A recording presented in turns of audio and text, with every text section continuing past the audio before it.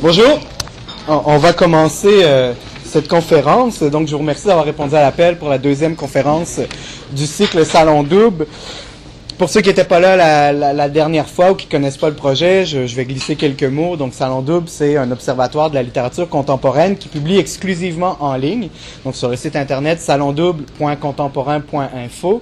C'est une publication à moitié étudiante, à moitié un peu en dehors, en fait, qui essaie de se situer à mi-chemin entre la critique académique, la critique journalistique, la critique essayistique, donc une espèce de nouvelle critique qui n'a pas encore vraiment de nom. On appelle ça des lectures ou des antichambres. Donc, on aime bien la métaphore filée du salon. Donc, on vous invite au Café Artissimo pour la série à Ottawa, justement parce que, bon, l'ambiance conviviale d'un salon avec le divan, les banquettes rouges et tout ça, le café, les gâteaux.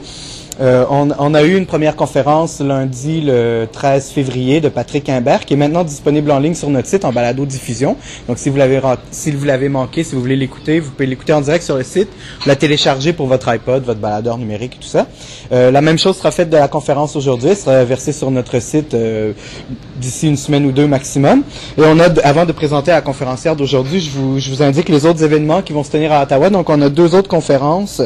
Lundi, le 19 mars, toujours à la même heure, à 17h, et encore au Café Artissimo. Ce sera Kazereka Kawairei de l'Université d'Ottawa qui viendra présenter une conférence qui s'appelle « Le roman francophone comme signe de l'histoire et résistance à l'histoire » ou « Comment le roman francophone ruse avec le réel historique ». Et lundi 2 avril, on va terminer cette première série à Ottawa avec Daniel Castillo-Durante, qui est ici présent aujourd'hui, qui va nous parler du silence obscène des miroirs, qui est aussi le nom de son dernier roman. Et aujourd'hui, la conférence sera présentée par Madame Lucie Joubert, qui est professeure, elle aussi, à l'Université d'Ottawa, au département de français. Ses champs d'intérêt concernent la théorie féministe, la littérature québécoise contemporaine, les romans français au féminin, les théories de l'humour et de l'ironie. Elle a fait paraître 3 ouvrages, peut-être plus, mais enfin j'en ai noté 3 qui sont peut-être qui sont les principaux. Donc en 98, Le Carquois de velours, l'ironie au féminin dans la littérature québécoise de 60 à 80. En 2002, L'humour du sexe, le rire des filles. Et en 2010, L'envers du landau, regard extérieur sur la maternité et ses débordements. Les deux derniers sont parus chez Triptyque et le premier à l'Hexagone. Et la conférence d'aujourd'hui s'intitule « Les mélancomiques » ou « Pourquoi les femmes en littérature ne font pas souvent rire ». Donc, avant de lui céder la parole, on va lui installer le petit micro que j'ai entre les mains, justement, puisque ce sera diffusé sur le site Internet. Et je vous avertis tout de suite que on va enregistrer la période de questions aussi, mais comme on n'a pas un micro qui est facilement déplaçable, ben on vous demanderait de parler quand même assez fort pour les questions. Puis si jamais, je sais pas, vous avez un problème de gorge ou si jamais la timidité vous empêche de prendre la parole comme ça, ben Madame Joubert répétera la question au micro ou peut se promener, vous lui parlerez dans le corset. On va faire ça de façon très conviviale. Bon, merci beaucoup tout le monde d'être là. Merci à l'équipe de Salon Double, Brigitte Fontier et Pierre-Luc. Je suis vraiment très contente de votre invitation. Et ne vous en faites pas pour l'épaisseur du document ici, c'est que j'ai écrit ça en 18 points pour ne pas être obligé de mettre mes lunettes. Coquetterie, alors c'est écrit en gros, ça va vite. OK. Alors, donc, Benoît de Groux a déjà écrit « La musique militaire est à la musique ce que la littérature des femmes est à la littérature ». C'est-à-dire une portion, somme toute, négligeable d'un ensemble, pour ne pas dire une sous-catégorie. Et il en va à peu près de même pour l'humour des femmes. Cet humour, qui est pourtant bien réel et bien vivant, je vais essayer de vous le prouver, est toujours considéré comme une verrue implantée sur l'humour tout court, mais qui est en fait l'humour masculin. En effet, combien de fois avons-nous entendu dire que les filles parlent seulement des affaires de filles, alors qu'on ne dit jamais des humoristes masculins qui parlent rien que des affaires de gars? Okay? Or, quand on compare les thèmes abordés, tous sexes confondus, on se rend compte qu'ils parlent des mêmes sujets, mais selon des perspectives différentes. Alors, pourquoi cette dévaluation systématique de l'humour des femmes et pourquoi cette résistance palpable, même de nos jours, et encore plus, pourquoi avons-nous encore le sentiment que les femmes sont moins drôles que les hommes? Je vais essayer d'esquisser des éléments de réponse en expliquant aujourd'hui la difficile accession des femmes à l'humour, en abordant l'écart qui sépare l'humour des femmes sur scène et l'humour plus strictement littéraire, et en mettant en relief un aspect moins connu du rire féminin, celui de la mélancolie. Alors, imaginez que vous êtes chez vous un samedi matin et que vous lisez l'entrefilet suivant dans la presse. C'est un article de 2009 que je n'ai pas censuré. Okay? Alors, l'article va comme suit. Comme les marmottes, les humoristes semblent se réveiller au printemps. Bon nombre d'entre eux montent en effet sur scène ces jours-ci. Le spectacle Mascotte numéro 5 est présenté jusqu'à vendredi à la salle André-Mathieu de Laval. Pour sa part, Rachid Badouri présente jusqu'au week-end prochain son spectacle Arrête ton cinéma, qui continue de connaître un grand succès. D'autres prestations auront lieu à la mi-octobre. François Léveillé, François Messicotte, Laurent Paquin, Mike Ward, Guy Nantel, Jean-Claude Gélina, Dominique Paquet, Alexandre Barrette et Stéphane Poirier participeront par ailleurs au 9e gala L'Humour aveugle au Théâtre Saint-Denis. Louis-José Houd a annoncé hier une nouvelle série supplémentaire à Montréal. Point. L'œil distrait constatera que l'humour se porte toujours bien au Québec. L'œil exercé, lui, remarquera que dans cette myriade de vedettes, les femmes brillent par leur absence. Le fait est qu'on peut encore compter les humoristes féminines au Québec presque sur les doigts d'une seule main. Presque. Alors, il y a Clémence Desrochers, la pionnière, qui se fait rare. Ça nous laisse Lise Dion. Marie-Lise Pilote, qui après un détour vers Rona et la maison, etc., revient à la scène. Cathy Gauthier, Claudine Mercier, Nabila Ben Youssef, Julie Caron, Doris Simon et Véronique Ducaire de justesse, parce que c'est une chanteuse recyclée en humoriste, en imitatrice. D'autres filles, comme Isabelle Ménard, les Moquettes Coquettes, Geneviève Gagnon, connaissent des succès plus épisodiques et souvent sur des scènes que j'appellerais confidentielles par rapport aux scènes officielles que sont le Théâtre Saint-Denis et les autres grandes places. Mais qu'est-ce qui fait qu'elles sont donc aussi peu nombreuses? Et la question va irriter les principales intéressées.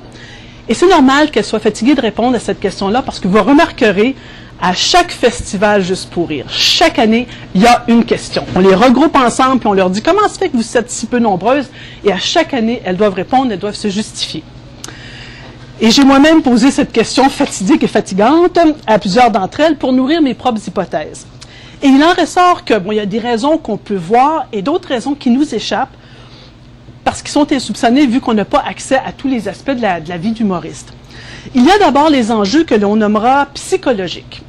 Traditionnellement, comme le mentionne Judith Soras-Sandor, non seulement la femme ne devait pas rire, mais elle ne devait pas faire rire non plus. C'est-à-dire attirer l'attention sciemment sur elle. Et Arlette Farge a étudié le rire des femmes au 18e siècle et elle dit ceci, c'est magnifique. Le rire, c'est aussi une béance de la bouche et ce geste, on le sait, c'est-à-dire la bouche ouverte, peut vite devenir une inconvenance. Cette dernière pèse surtout sur les femmes que leur cascade de rire, appelée péjorativement gloussement, tire souvent vers une sorte d'animalité, voire une sexualité trop montrée. La bouche ouverte de la femme et son rire à pleine gorge sont reçus par les sociétés du 18e siècle comme des outrances qui rendent la femme trop femme, excessive dans son désir. Fin de citation. Alors, cela veut dire, mesdames, que quand nous rions, nous sommes cochonnes. C'est clair. Bon. Donc, prendre la parole, et à plus forte raison, utiliser cette parole pour faire rire la galerie, courir le risque d'être ridicule, tout cela rompt avec l'image figée, codifiée de la féminité. Et à ce lourd héritage psychologique s'ajoute le rapport ambigu que les femmes entretiennent avec le rire, que Platon définit comme une des grimaces de la laideur. Il n'est pas si loin, en effet, le temps où on croyait que les comiques féminines étaient nécessairement laides, parce que comme elles ne pouvaient pas séduire par leur beauté, elles choisissaient l'humour comme outil de séduction. On me rétorquera peut-être, comme on l'a déjà fait d'ailleurs, qu'on n'en est plus au « sois belle et tais-toi », que les filles, les jeunes filles s'assument, prennent la parole, prennent leur place, etc. Oui, tant mieux, j'en suis très contente, mais en ce qui concerne l'humour, et je dois vous dire que ce n'est pas tout à fait le cas maintenant. Parce qu'il reste qu'en 30 années d'enseignement, et ça ne me réjouit pas de vous le dire, là, mais depuis 30 ans que j'enseigne, alors que mes classes sont composées à 90% de filles, j'ai connu dans ma vie une fille qui faisait les blagues. Une qui prenait le lead, comme on dit, de faire les blagues, alors que les autres étudiants pouvaient se permettre de rire. Pour le reste, c'était le même pattern. Les gars font les blagues, les filles les rient. Et c'est un conditionnement social qui part de loin et dont on voit les résultats de façon détournée dans les petites annonces. Vous remarquerez ça aussi. La femme qui cherche homme avec sens de l'humour. L'homme qui cherche une femme mince, non fumeuse, 20 ans plus jeune. Sens de l'humour, non, c'est pas dans les cartes. Et en fait, les recherches en psychologie indiquent que la femme rit parce qu'elle manifeste ainsi son besoin d'être acceptée par l'autre dans un rapport de séduction.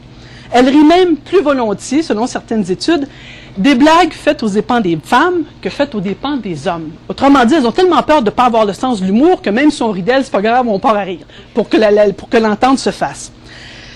Est-ce qu'elles ont si peur de se faire dire qu'elles n'ont pas le sens de l'humour? Peut-être. Et en plus, la femme trouve souvent, et ça c'est des études qui le montrent, les hommes plus drôles carrément que les femmes. Est-ce que c'est parce qu'elles ont entendu si souvent dire les femmes que les femmes n'ont pas le sens de l'humour qu'elles ont fini par le croire? Je ne sais pas. Mais quoi qu'il en soit, on voit que les femmes humoristes, ou qui veulent être humoristes, ne sont pas sorties de l'auberge parce qu'elles ont à conquérir un public autant hommes et femmes. Et le domaine de l'humour est avec la politique un des derniers bastions masculins. Et ce n'est pas innocent. Pour moi, l'humour, c'est le 5e pouvoir. Alors, pour entrer dans le cénacle de l'humour, il faut en effet beaucoup d'audace et de sacrifice. Audace parce que l'entreprise nécessite pour la fille d'en finir avec le manque de confiance en soi atavique qu'on retrouve chez presque toutes les femmes. Elles restent, les filles drôles, cantonnées dans l'humour privé, celui qui jaillit dans la cuisine, au resto, avec les amis. Les filles qui s'autorisent à être comiques dans l'intimité, et j'en ai assez dans mon entourage pour en tirer des enseignements, ont toutes connu l'ultime frustration de voir un gars sur la scène faire les folies, lancer les blagues qu'elles-mêmes ont inventées dans le public. On dit que les grands esprits se rencontrent, mais les filles ont souvent pensé à ces blagues-là. Et là, les filles disent « Hey, j'aurais pu faire pareil, je fais ça chez nous, comment ça fait que c'est pas moi qui suis sur la scène? » En effet, pourquoi est-ce que les filles ne montent pas sur la scène? Bon, toutes les femmes qui parviennent à se tailler une place en humour répondront en évoquant la compétition féroce avec laquelle elles doivent composer. Évidemment, la compétition, c'est l'apanage aussi des hommes et des femmes. C'est pas inhérent aux femmes, mais cette compétition-là fait quand même ressortir le caractère socio-sexué de la situation féminine. Isabelle Ménard, elle, va évoquer la remise en question par laquelle doivent passer les filles qui veulent percer dans le domaine de l'humour. Elle dit: les filles ont tendance à être plus exigeantes envers elles-mêmes. Chacune de leurs défaites, de leurs victoires est plus intense que pour un gars. À cette réflexion fait écho celle de Julie Caron, qui insiste sur la crainte du rejet, bien sûr, mais aussi sur le besoin viscéral de faire rire, qui donne le courage de passer par-dessus la peur. Elle dit, Julie Caron, « Moi, j'ai une amie qui est 100 fois plus drôle que moi, mais jamais elle n'irait monter sur la scène pour faire rire. Alors, c'est elle qui me fournit une partie de mon matériel. » C'est bien, ça, elle a une script qui est presque attachée à elle, ça va très bien. La question du genre sexuel dans le domaine reste centrale malgré le chemin parcouru. Il faut foncer comme un gars, il faut avoir envie de prendre le crachoir comme un gars, ne pas craindre la compétition comme un gars. Et comme me l'a fait poétiquement remarquer Chantal Lamarre, elle résume la question en disant « Si on veut faire de l'humour quand on est une fille, il faut se greffer une gosse. » Fin de citation. C'est pas moi qui le dis.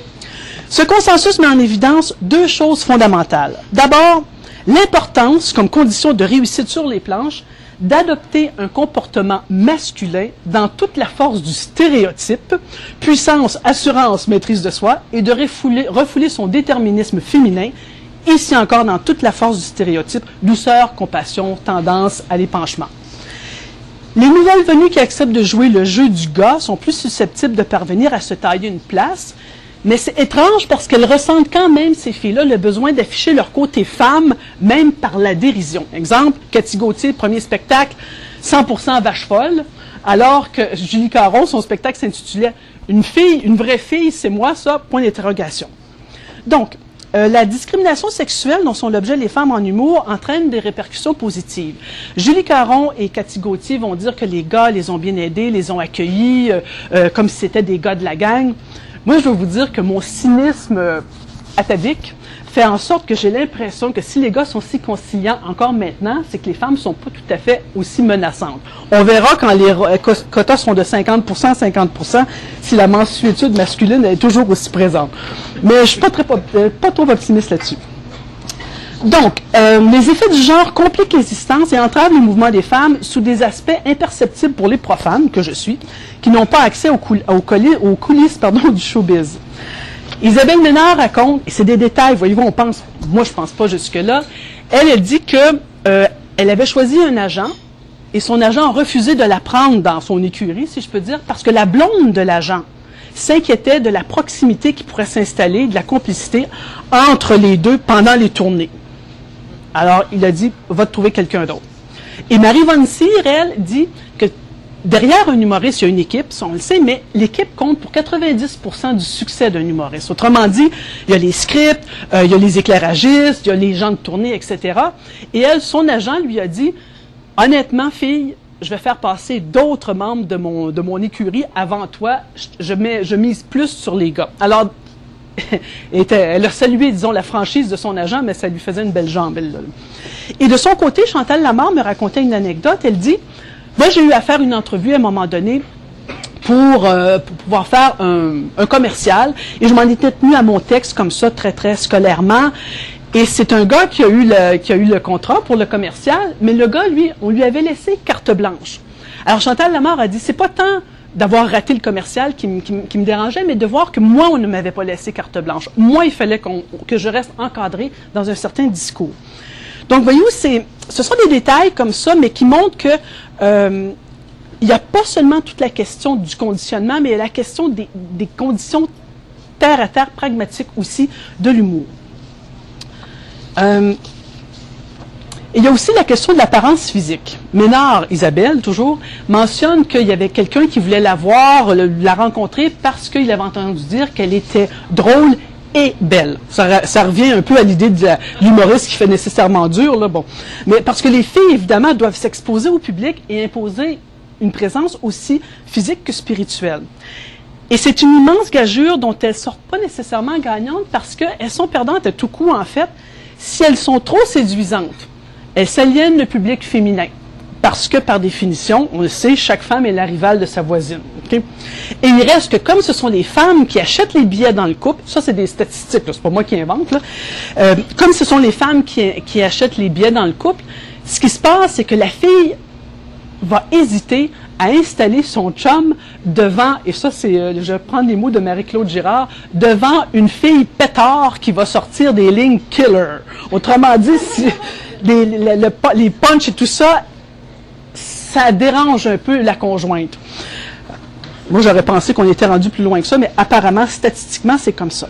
Si, par contre, les humoristes n'ont aucun charme physique, on parle des humoristes féminines ici toujours, elles apparaissent peut-être moins menaçantes pour la portion féminine de l'auditoire, mais elles ne font pas de beaux posters et ne sont pas vendables pour les spectateurs et les gérants, vendables pour ne pas dire autre chose. Okay? Enfin, il y a le facteur bébé. Le facteur bébé pèse de tout son poids sur la carrière de l'humoriste féminine. À part Lise Dion qui avait eu ses enfants, elle, avant d'être révélée au public, au Québec, rares sont les stand-up comiques qui ont des enfants. Julie Caron l'a dit, elle a pris la décision de ne pas avoir d'enfants, elle, pour pouvoir faire sa carrière. Claudine Mercier a commencé son avant-dernier spectacle en disant « J'avais le choix entre faire un bébé ou faire un spectacle, je fais un spectacle. » Et ça, c'est intéressant parce que on n'a pas le temps de s'y attarder ce soir, mais c'est très particulier au Québec, parce que si on regarde en France, ça ne fonctionne pas comme ça. Le rapport à la parentalité n'est pas le même du tout. Mais je ne m'engage pas sur ce terrain-là. C'est dans un tout autre domaine, mais il reste que cette maternité-là peut empêcher l'humoriste de continuer ou l'obliger à faire des choix qui sont très difficiles. Mais une fois qu'elle a réussi à se hisser sur les planches, notre humoriste, que dit-elle? Que peut-elle dire et comment le dit-elle? Là, il y a un autre important défi. Parce que la femme fait face à un public qui l'attend au tournant. On l'a vu pour la portion féminine. Mais il reste l'autre portion masculine qui, cette portion-là, n'est pas nécessairement habituée à servir de tête de turc, surtout pas à une femme, si comique soit-elle, et en public. Alors, quoi faire, quoi dire pour échapper à la condamnation suprême, faire de l'humour de fille? Les enjeux ici aussi sont socio-sexués. Jusqu'où une femme humoriste peut-elle aller trop loin? Et c'est ici, je crois, que se profilent les véritables progrès des femmes en humour parce que les sujets qu'elles abordent, à défaut de renouveler le discours humoristique, parce que je vous l'ai dit tantôt, les thèmes hommes-femmes sont à peu près les mêmes, Mais cet humour-là va nous obliger à considérer le monde sous un nouvel angle. L'espace d'un spectacle finit les blagues du gars qui rit de sa blonde, place à la fille qui se moque de son chum, ou à travers lui, de l'autorité masculine, patriarcat, misogynie. À cet égard, les nouvelles venues sont particulièrement audacieuses. La tendance actuelle est plutôt à l'attaque de la cavalerie. Les filles se déchaînent. Au premier rang de leur cible de prédilection, c'est pas les hommes, d'après ce que je peux voir, et ça me fait très plaisir de le dire, figure l'obsession de la beauté et de la perfection qui donne lieu à une critique très dure d'une société qui est encore aujourd'hui toujours plus exigeante envers les femmes. On peut y voir une douce revanche sur la façon, évoquée plus haut, dont les humoristes sont déterminés d'abord par leur physique. Julie Caron avait ouvert le bal avec sa tirade désormais célèbre. La calvitie, c'est comme la cellulite, c'est laid, mais c'est normal. En voulant dire, revenez-en. Et elle dénonce le 2 poids 2 mesures qui prévoit en matière d'enveloppe extérieure. Et ses remarques ironiques sur le botox, frénésie encore majoritairement féminine, qui prive les femmes de toute expression, ont trouvé un écho chez Isabelle Ménard. Donc, les filles ont repris ce thème-là, et c'est assez jouissif. De même, les moquettes coquettes dans le sketch Le cours d'aérobie dénoncent l'arnaque des centres de conditionnement physique, miroir aux alouettes pour des milliers de femmes désireuses de correspondre à l'idéal féminin. Cette fois, la nouveauté réside dans l'angle d'interprétation du discours. C'est une monitrice qui se fait complice d'un système qui vend du rêve à des proies naïves. Alors là, je vais essayer de vous rendre ça, c'est un tout petit paragraphe, mais c'est sur le web, ça. Bonjour Bourlet, bonjour Cellulite, bienvenue au cours d'aérobie, le cours où vous vous dites toutes secrètement et que j'aimerais ça être shapé comme elle. Mais c'est impossible. Je m'entraîne 30 heures par semaine, je n'ai jamais enfanté, je mange un demi-repas par jour et je me suis fait liposucer le surplus il y a 2 mois. À fac, oubliez ça, vous allez suer comme des cochonnes pour rien pantoute. Fin de citation. Alors, ça continue, là, mais là, je vous en donne un extrait. Sous le comique de la situation, on peut voir une mise en garde que je trouve, moi, presque morale. C'est comme si on nous disait, comment une femme peut-elle à ce point mépriser ses semblables et maîtriser d'une certaine façon? Réagissons à ce qu'on essaie de faire de nous, semble-t-elle suggérer, même et peut-être surtout, quand il faut s'élever contre des femmes qui nous contestent le droit d'être imparfaites ou qui professent par leurs agissements le retour de la femme-objet. C'est une régression, ce retour à la femme-objet, qui irrite pas mal de filles d'ailleurs. Parce que Chantal Lamarre, elle dira que si elle avait à monter un nouveau spectacle, ou si elle avait à monter un spectacle tout court, elle dénoncerait justement le retour de la pitoune. Puis elle dit, même si je sais que ça m'attirerait des commentaires du genre « on sait bien, toi, 5 pieds des lunettes », parce qu'elle est tout petite avec des lunettes. Les hommes ne sont pas en reste, toutefois, et constituent la deuxième cible des filles. Les amoureux maladroits, les gars pas plus brillants qu'il faut, en prennent pour leur grade. J'ai retenu le passage suivant du show de Cathy Gauthier. Alors, Cathy Gauthier, vous la savez, ça peut être assez, vous la connaissez, ça peut être assez vulgaire, assez salé.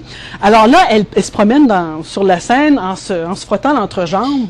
Elle dit « Firmin, c'est le fou du village. Il passe son temps à courir partout à l'aréna. On a pitié de lui, on lui paye des chips une fois, des fois une petite liqueur pour lui faire plaisir. Il faut bien, après tout, c'est le maire. » Félicitations. Alors, les filles rient des gars et elles ont à l'œil les travers féminins, bien sûr, mais elles ne rient plus d'elles nécessairement comme individus. Elle va traquer les aberrations de l'existence et on doit les féliciter de délaisser enfin l'autodénigrement que je distingue de l'autodérision. Là, ici, j'ouvre une parenthèse justement pour préciser un peu d'où je parle. Pour moi, l'autodérision, on dit souvent que l'autodérision, c'est un signe de maturité. Quand on est capable de rire de soi, ça veut dire qu'on a une maturité. OK, je veux bien. Sauf que les femmes, surtout, font de l'autodérision. C'est très rare que les hommes font faire de l'autodérision. Alors, il y a comme un 2 poids 2 mesures ici. Et les femmes vont tomber quelquefois dans ce que j'appelle, moi, l'autodénigrement. C'est-à-dire que ce n'est plus la condition féminine contre laquelle elles en ont, c'est elle-même comme individu. Elle rit d'elle-même comme personne. Et l'exemple le plus probant, c'est Lise Dion. Lise Dion que j'aime beaucoup par ailleurs, mais qui m'a beaucoup déçue dans son dernier spectacle. Sur 2 heures de spectacle bien compté, il y a 1h20 qui sont consacrées à sa grosseur. Tout y passe, 1h20.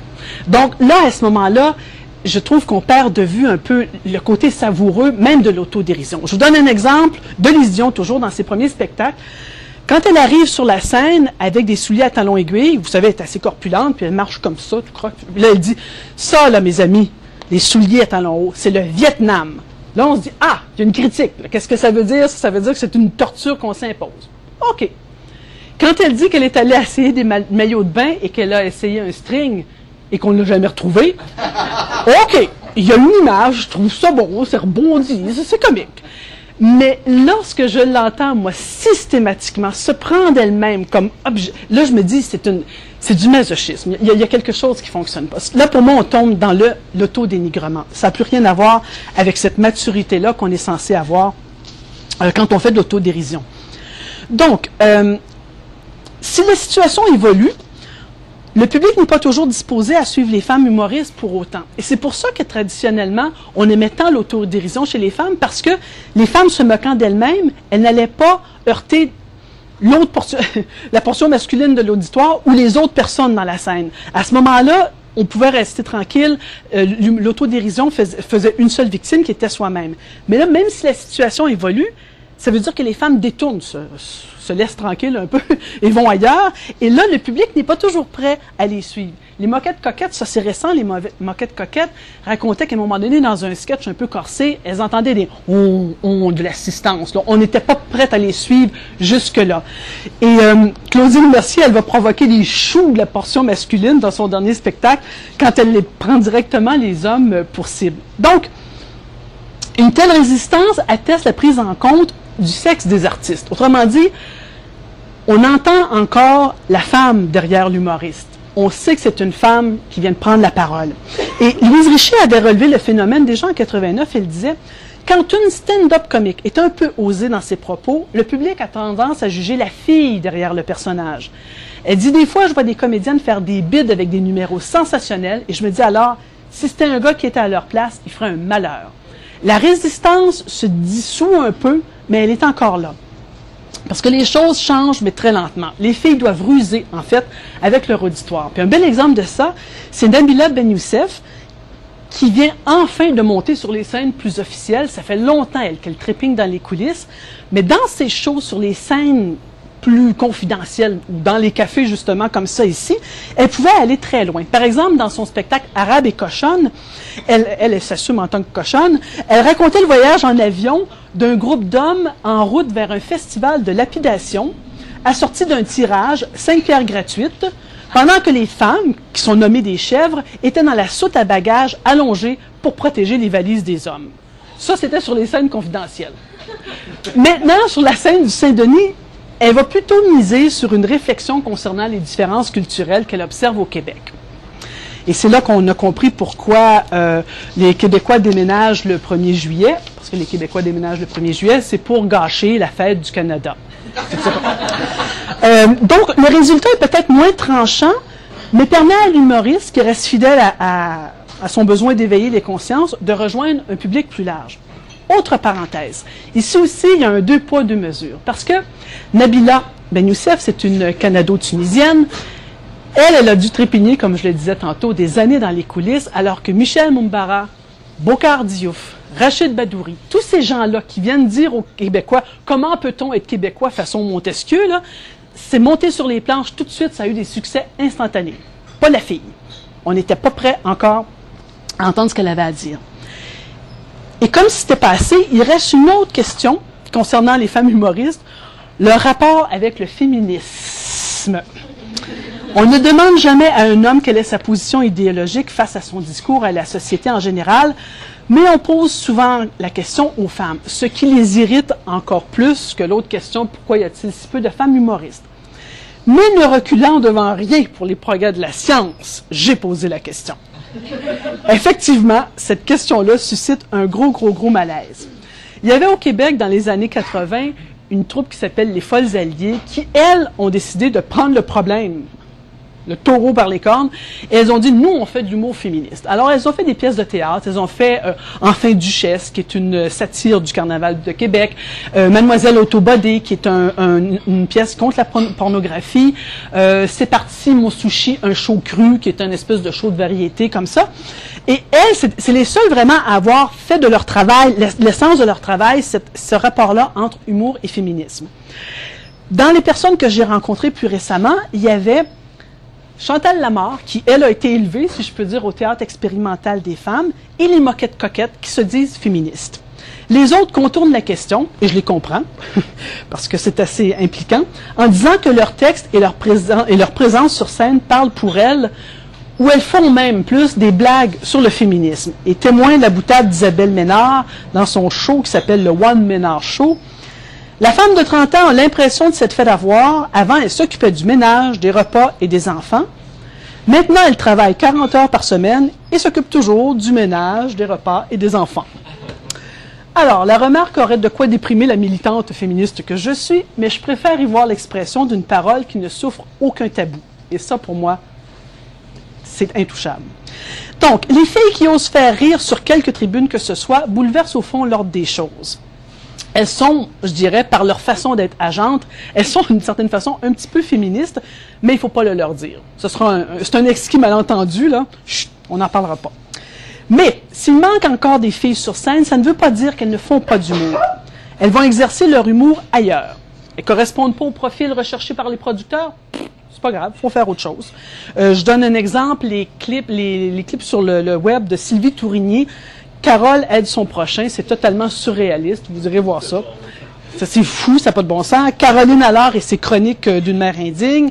Elles sont pas capables, elles se sentent pas capables d'affronter le public, c'est pas grave, elles vont devenir scriptrices.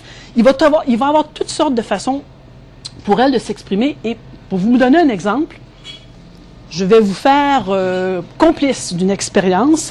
Il y a Émilie Ouellette qui a préparé ceci. C'est un DVD au suivant, qui s'appelle au suivant. Ça dure 6 minutes, cette DVD-là. Et sur cette DVD-là, elle se présente. Et elle a fait, je pense, 1000 copies du DVD.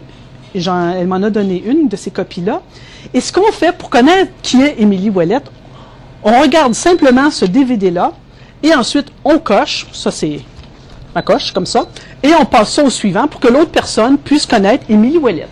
Alors, tiens, on va commencer, mais pas tout de suite, là. Attendez la fin de ma conférence. Mais quand vous l'aurez lu, donnez-la à n'importe qui, à des amis, puis vous allez voir, à la fin, c'est marqué, quand la 100e personne aura coché, s'il vous plaît, veuillez contacter Émilie Ouellette pour lui dire qu'il y a eu 100 personnes qui ont vu ce DVD-là. C'est très court, c'est 6 minutes, et franchement, c'est vraiment bien fait. Et ça va vous donner une idée des voies que peuvent prendre l'humour des femmes. Donc, on voit maintenant pourquoi la route est si ardue. Les concessions à faire pour arriver au sommet, le rejet de la part dite féminine du point de vue du stéréotype, renoncement dans certains cas à la maternité, négociations délicates avec les équipes de production, tout ce que j'ai dit, bref, tout ça, tous ces aspects-là présentent un dénominateur commun, ils sont extérieurs au talent. Les filles ont le sens de l'humour, mais certains croient encore qu'elles en sont dépourvues, parce que, comme le dit Wayne Booth, dans ce domaine, il peut arriver qu'on ne trouve pas drôle quelqu'un simplement parce qu'on ne sait pas déjà qu'il peut être drôle ou parce qu'on ne s'attend pas à ce qu'il soit drôle. Exemple, moi, quand je fais la première blague dans ma classe, rarement ça rit. Pourquoi? Parce que professeur d'université, humour, ça ne va pas ensemble. Les étudiants se disent, est-ce que j'ai bien compris? Ou est-ce que la blague est volontaire? Pas sûr. Autrement dit, il faut savoir que quelqu'un est drôle pour le trouver drôle. Alors, ça fait une espèce de cercle vicieux. S'il faut savoir que la femme est drôle avant de savoir qu'elle est drôle, on ne saura jamais qu'elle est drôle parce qu'on ne l'a pas su avant qu'elle était drôle. Voyez-vous? C'est comme ça que ça marche. Bon, la question se corse quand on arrive au texte plus spécifiquement littéraire. En effet, si on achète un billet pour une humoriste, on sait qu'on s'en va voir de l'humour. On sait qu'on s'en va se faire rire toute une soirée par un humoriste. Si on achète un livre, on s'engage dans un tête-à-tête avec une œuvre, dans une intimité, évidemment, qui est peu propice à l'éclatement d'un rire sonore ou aux tapes sur les cuisses. Le rapport à l'humour est profondément différent et je vais vous citer Alain Vaillant qui résume magnifiquement ce que je vais vous dire.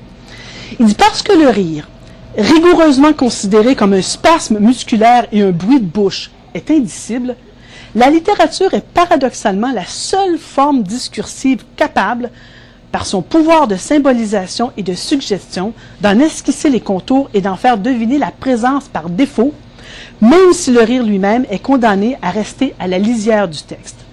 La littérature a donc le privilège exclusif de garder la trace, mais seulement la trace, du rire, Comme les photographies auraient, dit-on, le pouvoir de révéler par un léger voile opaque la présence furtive des fantômes invisibles à l'œil, si bien que le silence assumé de la page reste peut-être une des meilleures manières de faire entendre en imagination l'éclat sonore du rire. Fin de citation. Alors, cette perte du rire sonore est largement compensée par le plaisir du littéraire.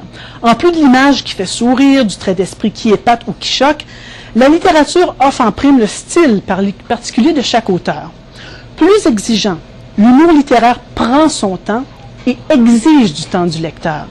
On arguera peut-être que si l'humour ne saute pas aux yeux, c'est que le texte n'est pas vraiment drôle. Je rappellerai pour mémoire que le grand Faulkner a longtemps été perçu comme un auteur tragique en France parce que les traducteurs avaient évacué tout ce qui était comique dans ses dialogues. Alors, pendant qu'on peinait en français et en France sur ses œuvres, toute l'Amérique s'esclaffait en lisant Faulkner. Un autre malentendu. La littérature est dans une position précaire face à l'humour. Elle n'offre pas le support du geste, de la mimique. Elle est seule devant l'incertitude du lecteur. Et la littérature des femmes, à cet égard aussi, part avec une longueur d'arrière.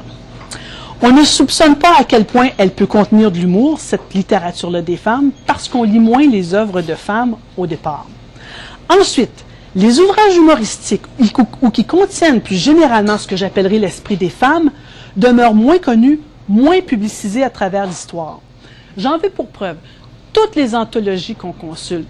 Non, pas toutes, presque toutes. 99% des anthologies, 99% des livres qui étudient la satire, qui étudient le pastiche, la parodie, tous les avatars de l'humour et de l'ironie, ne présentent jamais des études de textes de femmes.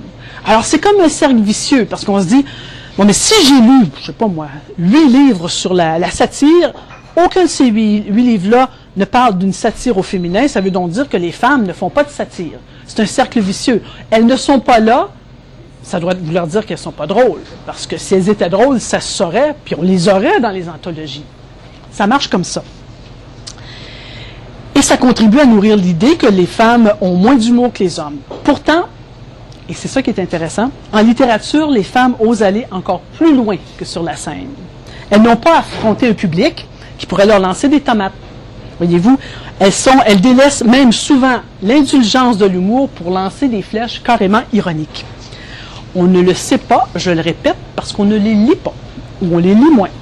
Et ce malentendu explique pourquoi certaines pages de la trilogie des manuscrits de Pauline Archange de Marie-Claire Blais, oui, Marie-Claire Blais, apparaissent tordantes uniquement pour les initiés. Alors là, je vais vous donner un exemple, mais évidemment, comme c'est le texte littéraire, vous n'aurez pas en tête les guillemets, les parenthèses, les tirets, etc. Mais je vous donne un exemple. C'est Pauline Archange qui raconte que on a les religieuses, une religieuse qui a demandé aux jeunes filles dans la classe de dire quelle est la profession de leur père. Alors, Marie-Claire Blais écrit ceci. « S'informant de la profession de notre père, arrangeur de lavabo, Mère Saint-Georges, fleuriste pour les morts, la sœur tout sorte de confusion odorante, lorsque Marc Dubos, dont l'ambition est de devenir plus tard lieutenant dans la marine ou bien pilote d'avion, dit en mâchant de la gomme que son père est un gros avocat sans cœur qui pense uniquement à manger l'argent de son prochain, mais seule une note hiérarchique a touché le cœur de Mère Saint-Georges, car elle dit en frémissant « Nous sommes toujours heureuses d'avoir des avocats dans notre couvent. » Voyez-vous, on confond l'avocat père avec l'avocat fille. La fille n'est pas avocate, mais l'argent de l'avocat est dans le couvent. Tout ça, c'est du sous-entendu. Ce n'est pas la grosse blague sur la scène, mais c'est savoureux. Il en va de même pour les nouvelles Esquimaudes de Gabriel Roy, qui n'est pas nécessairement et généralement perçue comme une boute en train ou comme une contemporaine de la poule, on s'entendra là-dessus. Alors, un exemple tiré de Où t'en vas-tu, Sam Liang. Ça, Sam Liang, c'est un Chinois qui est arrivé pour se partir un commerce dans l'Ouest canadien. Et la citation va comme suit.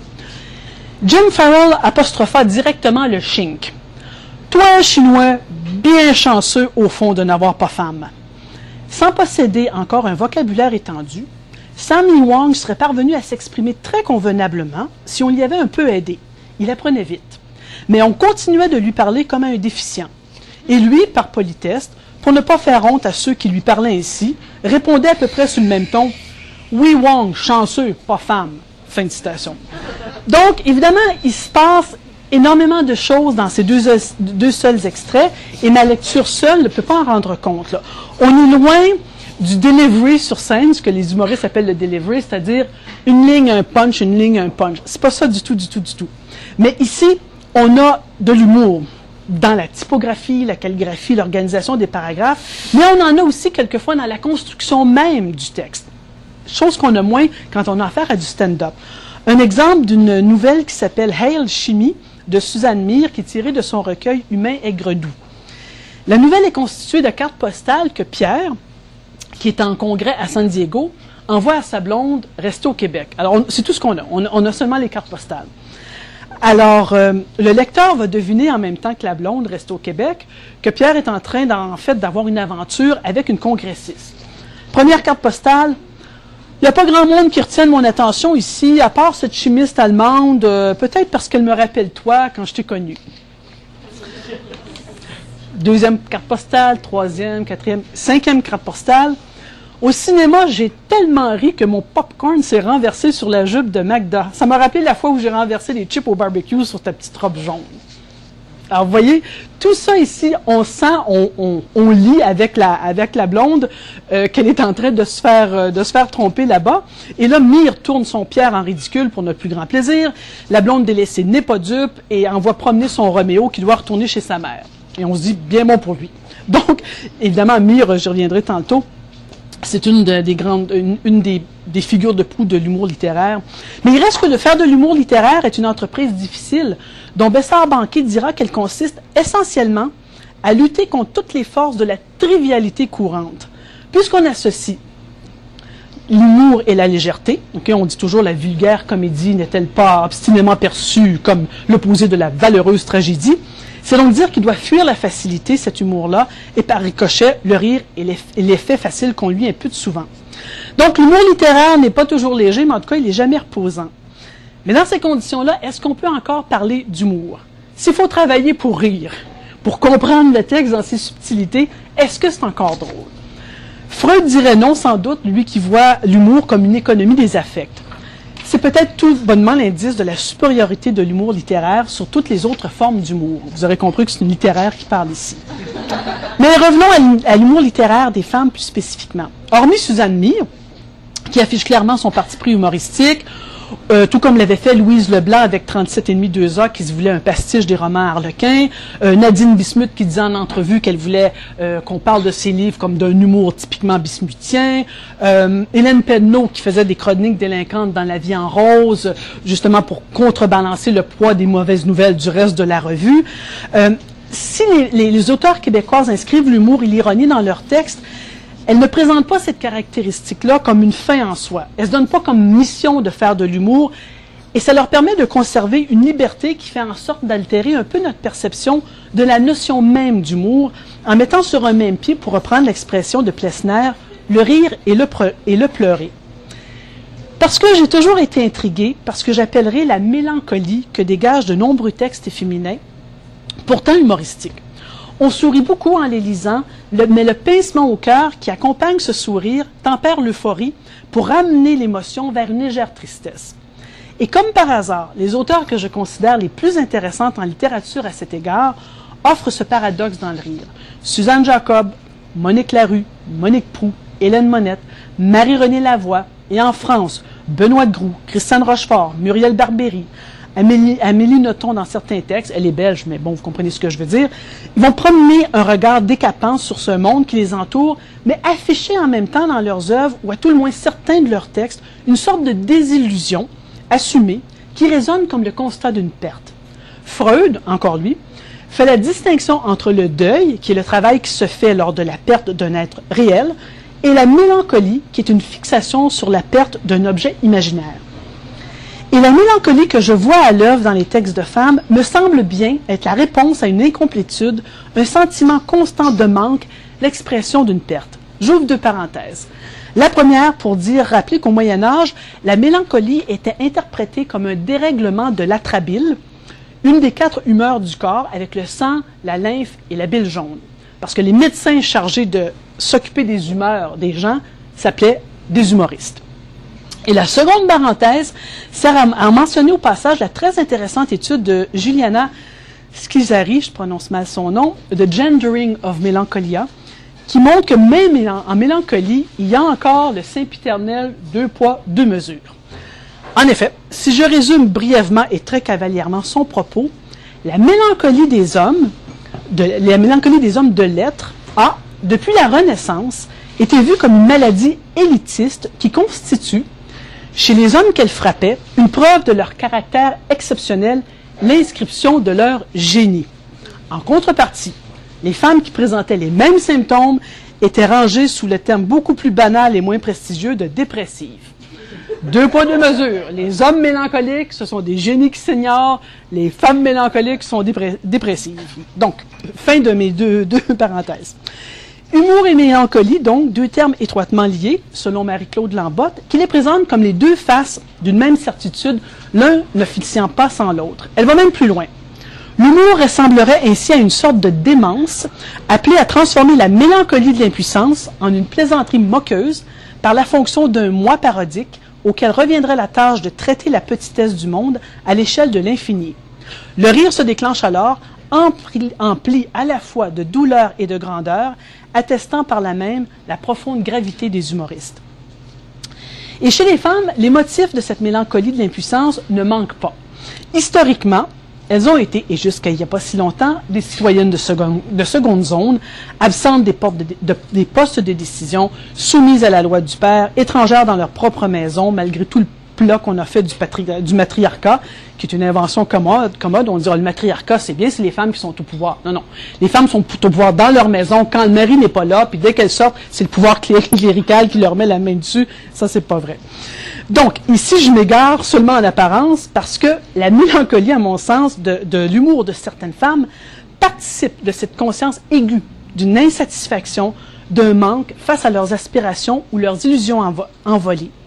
On arguera qu'il en va de même pour l'humour de certains auteurs masculins, soit, mais sans tomber dans l'essentialisme, c'est-à-dire l'idée que les femmes sont par essence différentes des hommes, je dirais que les thèmes qu'elles abordent en humour, et surtout lorsqu'elles se font mélancomiques, sont marqués, eux, par leur genre.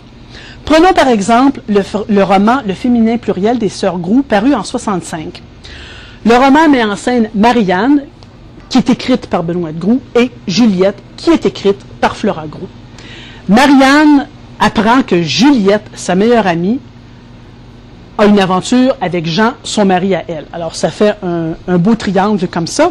Et là, le roman va osciller entre l'écriture de la jeune maîtresse énamourée et joyeuse et l'écriture de Marianne, la légitime trompée.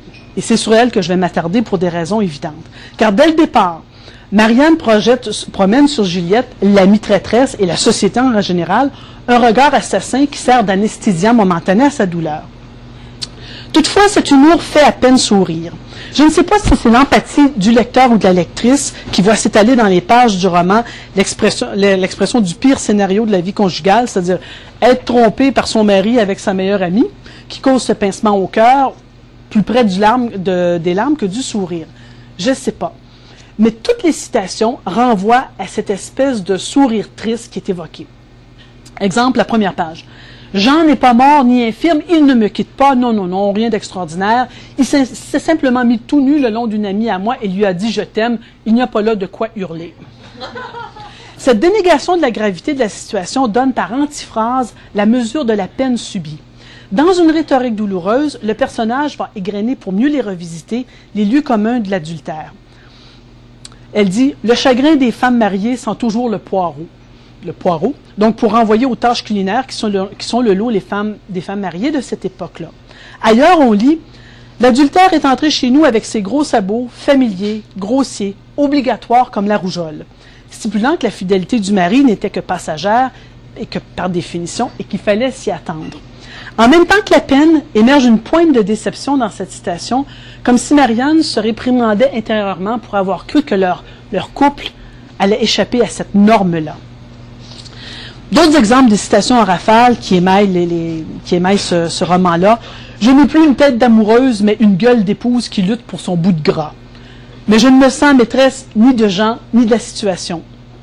Non, je ne veux pas être de celle qui se console en brossant des habits vides. je ne serai pas une femme de ménage à trois. Enfin, la phrase lapidaire, je ferai partie du troupeau aux yeux rouges. Ça traduit la détresse du personnage. Il y a l'idée que, parce que ça revient sur l'idée que toutes les femmes mariées, bien sûr, que Marianne apparente ici à des pauvres bêtes, vont connaître ce sort peu enviable. Et le recours au futur simple, aussi, qui annonce paradoxalement un futur assez compliqué, laisse entendre une résignation momentanée de l'épouse. C'est une thérapie un peu pour le personnage, puis peut-être pour la lectrice aussi.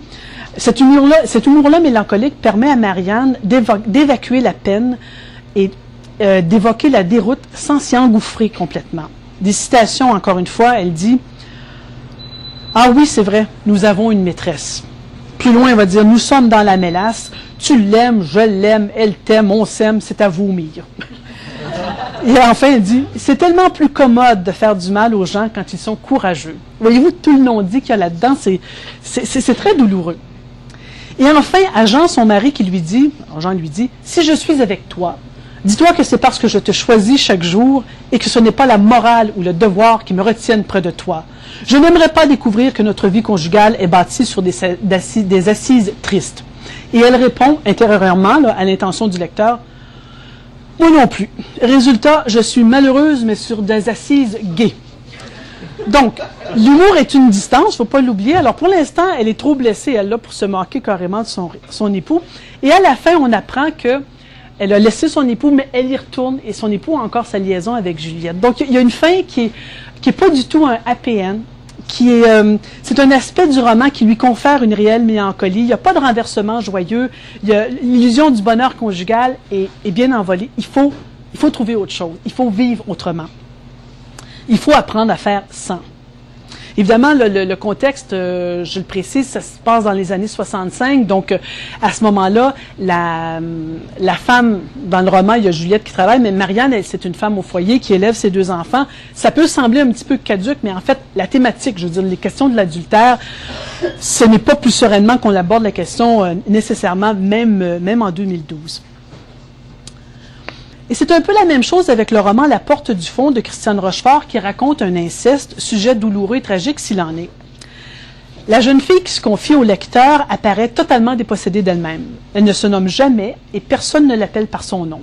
Elle n'existe pas, elle a été annulée par un père incestueux, elle est en deuil total d'elle-même. Elle s'interroge. Et moi, où je suis? Moi, je suis en pièces détachées, je ne cohabite plus, je suis incompatible. Et pourtant, Rochefort va arriver à transformer ce désagrégement en une ironie mélancolique. Témoin cet échange entre le père et la fille, et encore une fois, là, ma lecture ne vous rendra pas compte exactement du texte, mais gardez en tête que les répliques du père sont dites, elles sont dites à la fille, qui est la victime de l'inceste, et ce qui vient après, c'est dans la tête du personnage féminin. Elle ne dit pas les paroles. Elle écoute son père et elle nous parle. Dans le fond, elle parle au lecteur, mais elle ne parle pas à son père. Alors, le père dit, « Dis-moi, qu'est-ce qui te reste à perdre? » C'est vrai, c'est déjà perdu, mes illusions. D'ailleurs, on n'y peut rien, ce qui est, on ne reviendra pas en arrière. Puisqu'il le dit.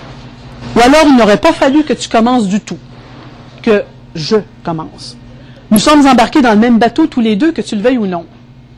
Un à la barre et l'autre au fer. Si c'est ça qui te dérange, les liens du sang, ces vieilles lunes, je peux te rassurer, c'est pratique courante dans les familles. Rassurer. Et personne ne s'en plaint. C'est vrai, on n'entend pas s'élever de partout des cris de douleur, les miens non plus. Après tout, est-ce que je suis ton vrai père? On n'est jamais sûr de ça. Alors voyez-vous, alors tout le roman est comme ça. Le roman est comme ça, la petite fille ne parle pas à son père. Alors comment fait-on pour sourire quand même à la lecture d'un tel texte? D'où vient que la dérision opère malgré la douleur? C'est peut-être, comme le suggère Georges Steiner, qu'on pleure en riant. Et y aurait-il, se demande-t-il, au cœur même de l'hilarité, une abyssale tristesse? Ou bien dans les pulsions de la tristesse, un humour, un éclat de rire caché? Fin de citation. C'est bien la tristesse, pourtant, celle des personnages comme celle des situations évoquées qui servent de terreau à l'humour mélancolique. Autre exemple, tiré d'un roman plus récent, La Petite et le Vieux, de Marie-Renée Lavoie, roman qui représente le roman humoristique de femme que j'attendais depuis des années. Parce que, ça, il faut dire que quand on fait de la recherche, puis on a un corpus, là, à un moment donné, on se dit, il y a un texte que j'aimerais avoir, que je suis pas capable d'écrire, que je n'écrirai jamais, mais que j'aimerais donc que quelqu'un écrive à ma place, et Marie-Renée Lavoie l'a fait. Merci. Alors, dans ce passage-là, je vais vous lire, il est assez long, et c'est dommage parce que j'ai pas des talents de lectrice. Je fais pas de théâtre, je devrais demander à Angela de le faire, mais je vais vous résumer un peu la situation. La petite fille qui est Camelot, elle est sauvée in extremis par Roger, un vieux voisin. Elle est sauvée d'un viol. Elle va distribuer ses journaux et elle se fait attaquer. Je me suis retrouvée couchée par terre, la tête appuyée dans l'angle d'un mur sans rien comprendre. Il se battait d'une main avec les sangles de ma poche de journaux que je portais en bandoulière et me tenait fermement les deux poignets de l'autre, une immense pince de fer capable de me souder les bras. De ma bouche, pas le moindre son. Je sentais pourtant qu'il exerçait sur moi une pression à me rompre les os. Si petit, oh, si petit. Mais ça ne me faisait pas mal, j'étais complètement accaparée par mon envie de ne pas mourir. Les cailloux s'incrustaient dans ma tête, qu'ils enfonçaient dans l'asphalte, sans me tirer la moindre douleur. C'est à peine si ce corps m'appartenait, me concernait. J'avais peur, infiniment peur, c'est tout. Je ne comprenais pas. Mais je n'aurais pas eu moins peur si j'avais compris. Puis l'homme a soudain basculé du côté, et je me suis d'instinct recroquevillée en une boule compacte, comme l'araignée qui essaie de faire croire qu'elle est autre chose, un caillou, une mousse, en ramassant ses pattes, au moins le temps qu'on regarde ailleurs et qu'on la croit partie. Je voulais rester ainsi longtemps, très longtemps, je n'avais pas de chance à prendre. Il me fallait laisser quelques saisons passer pour plus de sûreté. De toute façon, mon corps m'avait fait un coup d'état, il n'y avait pas moyen d'en reprendre le contrôle. J'étais condamnée à mourir, ou pire, à vivre, fermée comme une chaise pliante. Une forme de suicide par implosion. On avait d'ailleurs commencé à me veiller, j'entendais qu'on mâchouillait des prières. Maudit Saint Cibolac d'os de Christ, Vierge Saint-Sacré. Le vieux grincheux, ça c'est le voisin, marmonnait en reprenant son souffle. Il m'a dessuicidé. Cette voix éraillée qui écorchait tous les saints du ciel m'est apparue à ce moment si belle, si rassurante, que j'ai ravalé un sanglot de bonheur. L'histoire finira bien, Roger était là. J'ai pu progressivement me déballer et regarder ce qui se passait. Debout, mais cassé en deux, les mains sur les genoux, Roger cherchait son équilibre et une façon de ne pas exploser. C'est toujours plus dur une fois dégoupillé. Il forçait bien un peu la note sur l'essoufflement, mais ça lui évitait d'avoir à dire des choses que je ne tenais pas particulièrement à entendre. Heureusement, comme il avait encore un peu de religion, il pouvait donner l'impression de converser. De tabac, de calis, d'astination de Saint-Crème, de maudit Christophe de Véra, même dans une telle adversité, il limait ses jurons. Ma mère avait fait du bon travail.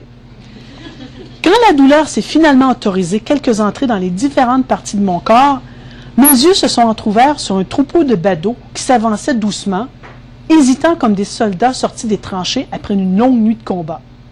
On venait de m'abîmer, de me froisser irréparablement, mais ça ne se voyait pas. Tout mon être, pulvérisé en fines particules dans l'air ambiant pendant l'éternité qu'avait duré l'attaque, s'était parfaitement reconstitué en tombant, montrant çà et là seulement quelques ecchymoses. J'étais en apparence une miraculée, ce qui a beaucoup plu aux gens qui me souriaient avec reconnaissance. Ça leur ferait une belle histoire qui finit bien pour les 20 prochaines années. C'est normal d'aimer les belles choses, ça change de la vie. Pour les dommages collatéraux, ceux que cacherait facilement mon corps indemne, je finirais bien par m'arranger. Il me restait statistiquement pas loin de 70 ans pour y arriver. Puis j'ai raconté 100 fois la même histoire, rencontré des tas de gens qui voulaient savoir des tas de choses que je ne connaissais pas et qui me donnaient l'impression d'en savoir plus que moi. Et puis j'ai pointé quelqu'un du doigt une fois, deux fois, trois fois, toujours le même. L'affaire suivrait son cours. On m'a donné 12 $ par journée d'école manquée. C'était la fin des haricots. Plus jeune, j'avais fait quelques découvertes qui n'avaient arraché qu'un bout de naïveté, mais jamais rien d'aussi grave. Durant l'année de mes 6 ans, par exemple, j'avais, dans la même semaine, découvert tous les cadeaux du Père Noël entassés au fond du congélateur désaffecté et le petit Jésus, pas encore né, dans la boîte à fusibles placée dans l'armoire au-dessus de la sécheuse. Cette fois, c'était bien différent. Je vivais une perte pure de naïveté non renouvelable. Alors, on voit ici une sorte de fatalité. J'avais peur, infiniment peur, c'est tout. Et qui dit fatalité, dit impuissance, une impuissance que vient transcender l'inflexion mélancolique. Je ne cherche pas à dire ici que les déterminismes de la vie des femmes, qu'on retrouve souvent mis en humour dans leur littérature, sont nécessairement plus contraignants que ceux de la vie des hommes. Mais je dirais plutôt que la littérature des femmes nous les donne à voir comme des éléments, des situations déjà disqualifiées au départ. La femme trompée sait que son histoire est millénaire et par la même redondante et par la même pas intéressante. La jeune fille victime d'inceste, de viol, même chose. Ce sont des défaites à la limite prévisibles que la mélancolie arrive à transformer, ne serait-ce qu'un peu. Il y aura encore une multitude d'exemples pour illustrer comment les femmes ne sont jamais loin de la mélancolie. Par exemple, dans La gloire de Cassiodore, Monique Larue fait une satire de la vie des cégeps. Mais dans cette satire-là, en général, la satire, c'est une leçon. Les satiristes sont des gens qui savent de quoi ils parlent, qui donnent l'impression de détenir une vérité et qui vont dire « Qu'est-ce que vous avez à faire une société qui n'a pas d'allure comme ça? Voici ce qu'il faudrait faire pour que ce soit vivable. » Donc, il y a une assurance là-dedans.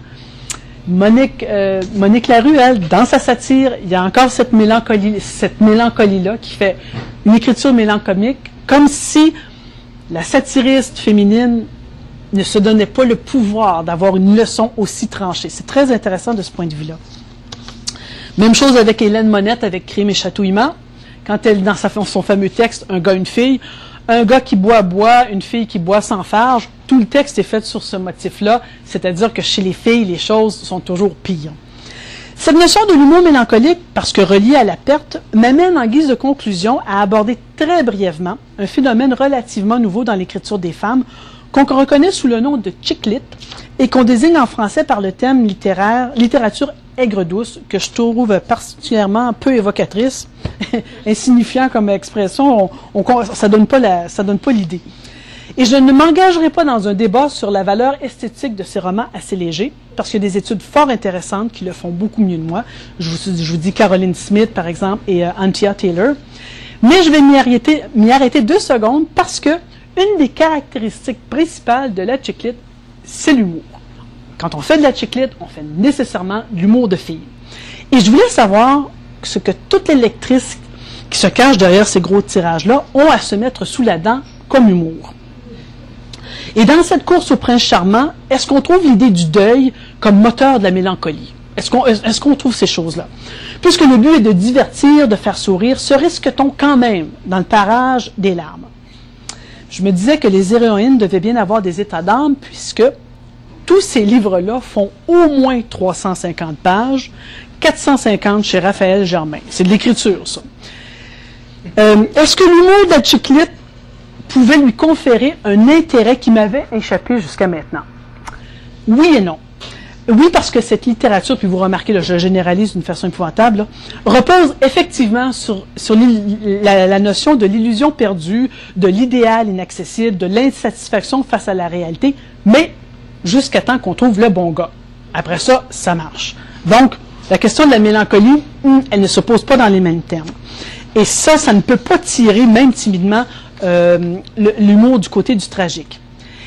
Et non, j'ai pas trouvé ce que je cherchais parce que cet humour relève presque systématiquement de l'autodénigrement, encore une fois, et vous savez ce que j'en pense. C'est la fille qui est inadéquate, qui s'acoquine avec des énergumènes qui ne la méritent pas, qui envoie de faux messages, qui ne se comprend plus. L'héroïne a beau revendiquer son indépendance d'esprit et de mouvement, elle ne se croit qu'à moitié. Et moi-même, je les crois qu'à moitié par ricochet. À la limite, ça c'est intéressant, c'est moi qui éprouvais dans un étrange renversement de la mélancolie, un sentiment de manque. Puisqu'il est dans son mandat éditorial de rester sur le mode léger, j'aurais voulu au moins que l'humour de ces romans-là soit libérateur, porteur d'une signification qui transcende son propos, qui soit fin. L'héroïne a atteint son but et a trouvé l'âme sœur. Je devrais me réjouir, mais je n'y arrive pas. Parce que toute l'entreprise, 450 pages, souvenez-vous, n'a rien écorché en moi. Je m'en suis sortie indemne. Et non, je ne suis pas masochiste, mais l'humour littéraire, pour moi, est repérable à cette façon de ne pas laisser de répit à son lecteur, à sa lectrice, à exiger de lui et d'elle qu'il s'arrête aux mots, à la construction de la pensée, à toutes ces choses qui distinguent la complicité du lecteur de la passivité du spectateur. Rire, je veux bien, qui n'aime pas rire, mais je préfère le rire quand même au rire à tout prix. Et s'il faut rire avec un pincement au cœur, tant pis, ou tant mieux. C'est peut-être en cela que pour les auteurs, le défi de l'humour littéraire est encore plus grand. Elles sont encore aujourd'hui plus souvent du côté de la perte et du deuil que du côté de la victoire. Et les femmes, comme le dit Judith Storasandor, ont de tout temps été vues comme des pleureuses de profession. Alors, il leur faut donc déployer des trésors de créativité pour me montrer que les larmes, leurs larmes, et la mélancolie, leur mélancolie, peuvent conduire au sourire. Mais elles le font, et c'est à nous de les découvrir. Merci.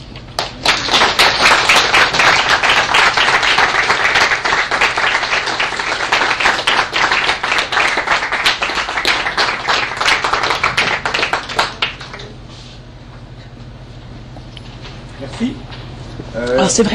Oui, non, mais besoin de ça va mon- pas tout de suite. Ah. Pas besoin de... En fait, je vais laisser la parole à qui veut bien la prendre. On a encore pour un 45 minutes maximum de discussion, donc on a amplement le temps pour parler. J'aurais des questions. Je peux parler, il n'y a pas de problème. En fait, c'est plus pour vous parler des femmes dans l'humour. J'aimerais savoir au niveau de la proportion, comme vous dites qu'il y a moins de 10 femmes, mais combien d'hommes, parce que ça, c'est toujours les mêmes qu'on voit de toute façon. Et côté proportion aussi, dans les écoles d'humour, est-ce qu'il y a énormément de femmes qui s'engagent dans l'école d'humour et finalement, il n'y en a aucune qui perce, ou même à l'école de l'humour, il n'y a presque aucune femme? Puis au Québec par rapport ailleurs au Canada ou par rapport en Europe, est-ce que la proportion est la même? Est-ce que vous savez là-dessus? À l'École nationale de l'humour, en 2009, j'avais demandé les statistiques et il y avait 2 filles qui s'étaient inscrites à l'École de l'humour et il y en a une qui s'était désistée. Et ils ont un total de 20 étudiants. Donc, il y avait un ratio de une fille pour 19 gars. Apparemment, cette année, selon Louise Richer, ils ont 4 filles et ils ont 16 gars. Ils ont toujours 20 étudiants. C'est le maximum. Donc, ça vous donne une idée, là. Et de l'École nationale de l'humour, il y a Claudine Mercier et Cathy Gauthier qui sont sorties de là jusqu'à maintenant. Émilie Ouellette aussi, mais Émilie Ouellette, c'est la personne dont je vous ai parlé tantôt, mais elle est encore sur les scènes confidentielles. Donc, ça vous donne une idée. Par contre, pour tout ce qui est l'humour anglais, je ne peux pas vous donner de statistiques, je vous le dis honnêtement, mais il y a une grosse différence avec l'humour francophone, disons, là, je ne veux pas dire seulement québécois, mais franco-ontarien, et c'est le lieu de l'humour.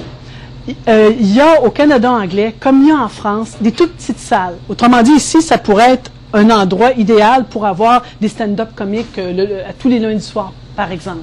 Mais ça, la tradition, elle n'est pas faite au Québec. Peut-être dans la Franco-Ontarie, comme j'appelle toute la société franco-ontarienne, mais je pense pas. Peut-être qu'ils investissent les lieux anglophones, mais la grosse différence que déplorent les humoristes eux-mêmes, c'est surtout ça. Ce sont les plus petits lieux, confidentiels, comme je disais tantôt, mais qui conduisent ensuite aux scènes plus officielles. Et là, vous aviez une troisième question. En France, c'est ça. En France, la proportion, moi, j'ai l'impression qu'il y en a plus pour une raison bête, c'est que quand j'ai la chance d'y aller, je vais écouter des filles. Les gars, je me dis, je vais les voir à la télévision. Alors, je vais voir au point virgule, il y a toujours une fille humoriste et j'y vais. Donc, j'ai l'impression qu'il y en a plus, mais il n'y en a pas tant que ça. Et je reviens à votre première question. C'est sûr que il y a une espèce de saturation d'humour au Québec et ça touche aussi les hommes. Autrement dit, il y a des gens qu'on ne reverra plus, comme des filles qu'on ne reverra plus. Il y a de plus en plus de gars, malheureusement, qui subissent aussi ce sort-là. Mais ils sont encore, je dirais, dans une proportion de 4 pour 1.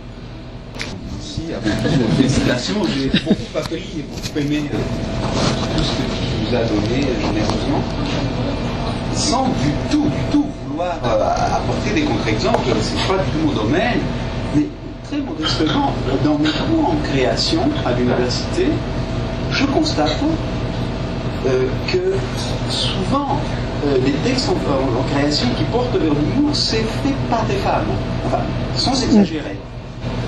Dans le cours actuel, j'ai une étudiante qui vraiment, ses textes en création portent beaucoup sur des aspects humoristiques qui sont d'ailleurs très pertinents. Voilà. Et dans un autre cours que j'avais donné, c'était le cas avec une autre étudiante. Alors, dans ce cas-là, tu me donnes leur nom. Je veux devenir agent, moi, impresario. C'est probablement l'exception qui confirme la règle. Mais bon. Mais ça prouve que les femmes ont de l'humour. Ah, tout à fait, et de qualité. Je dirais de qualité vraiment ce sont des textes très intéressants. Mais encore une fois, c'est certainement des exceptions. Ou peut-être, et là je te pose une question, serait-il possible qu'on soit dans un changement de paradigme? Serait-il possible qu'aujourd'hui, dans cette période de l'extrême contemporain, du 21e dans lequel nous sommes, est-ce que toute cette recherche savoureuse et très intéressante dont tu me fais part, est-ce que ça ferait partie d'un paradigme qui appartiendrait un petit peu au 20e? Et est-ce qu'il y aurait, je pose vraiment une question là-dessus, est-ce qu'on aurait affaire à un autre type d'émergence là? Je pose la question. Concomitante à cette question, j'ai une autre question de type, sont-nous là tomber dans l'essentialisme? J'irai dans le sens suivant là. Je réfléchissais par rapport à tout ce que je disais au début, c'est très intéressant. Je me disais en effet, juste, etc. Mais est-ce que, quelque part, ce n'est pas sur le modèle de l'humour masculin que l'on réagit? Je veux dire, est-ce que le phénomène ne serait-il pas un phénomène d'aliénation dans le sens que cet humour féminin qui existe bel et bien, dont je verrai des preuves dans mes modestes cours en création, serait-il occulté parce qu'il y a cette sorte d'institutionnalisation d'un humour qui est masculin, qui est axé, qui est stéréotypé, qui est accepté par la société, et donc une autre forme d'humour alternatif, parallèle, ne pouvons pas avoir lieu, doit, lorsqu'il se manifeste, coller à l'humour masculin. Voici ce que je veux dire. Je reviens au paradigme, avant de l'oublier, parce que la question nous amène loin.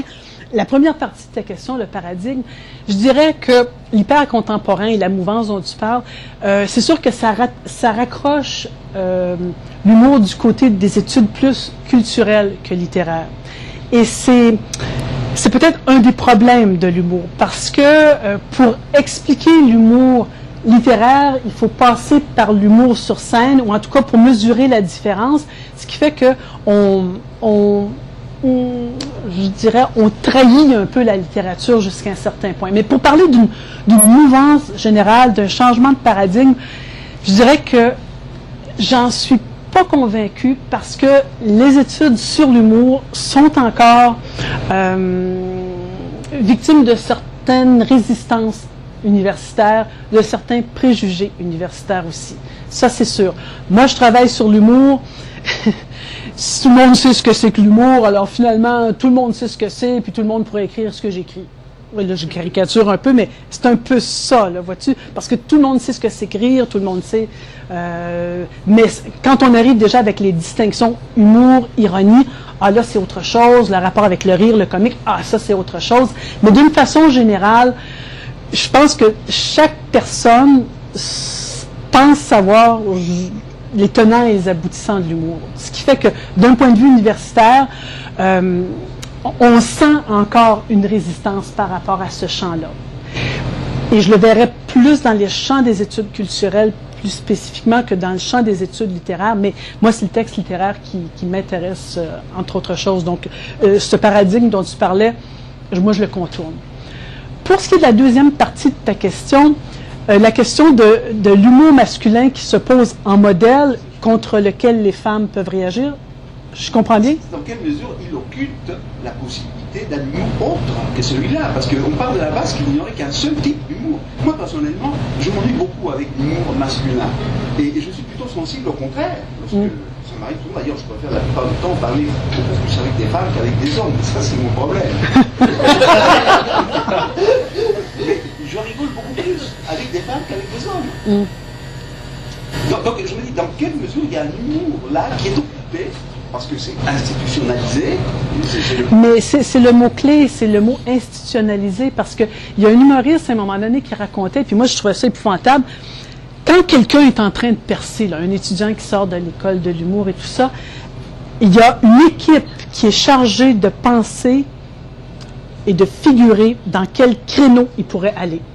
Autrement dit, moi j'ai déjà dit à Louise Richer en blague, les femmes vieillissantes, là, de 45 ans et plus, là, il n'y en a pas beaucoup sur le marché. Je pourrais aller faire carrière. Moi, une fois que j'ai pris ma retraite de professeur d'université, elle a dit, sais-tu, il faudrait y penser. Parce que c'est un créneau qui est encore inoccupé.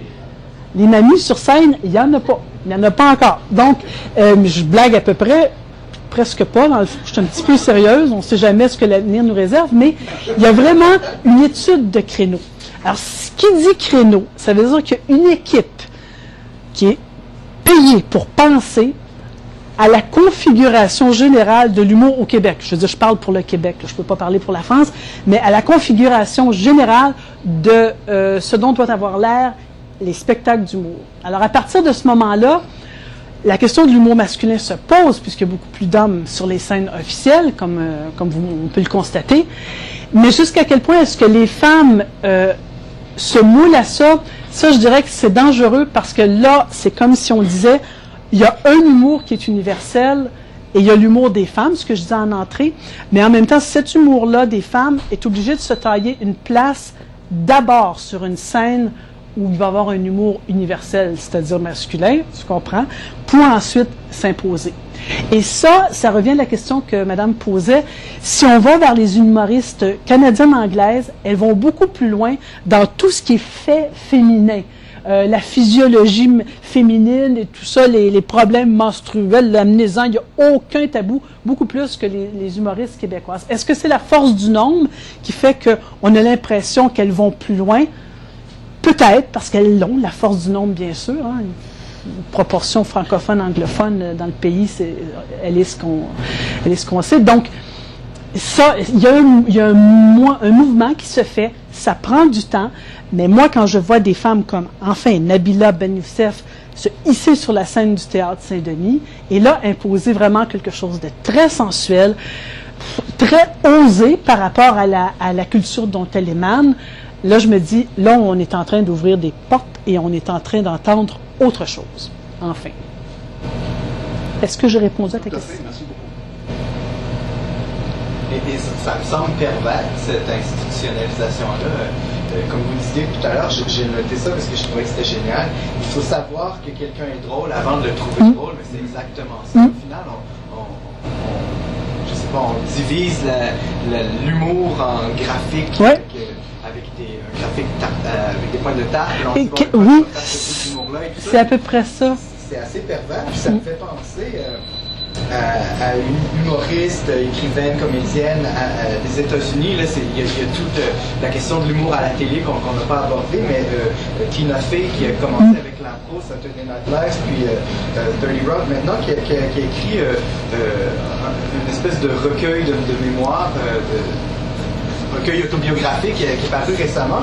Elle disait dans ce recueil-là, entre autres choses, que le jour où une femme va pouvoir faire une blague scatologique sans avoir de propos féministes ou une blague sur le caca, tout bonnement, une blague de merde, ça va être le jour où les femmes vont avoir triomphé finalement, parce qu'elle n'aura pas besoin de justifier le fait qu'elle est une femme, qu'elle est drôle quand même. C'est le jour où la femme peut faire la même blague de crotte que le gars, ben, ça va être...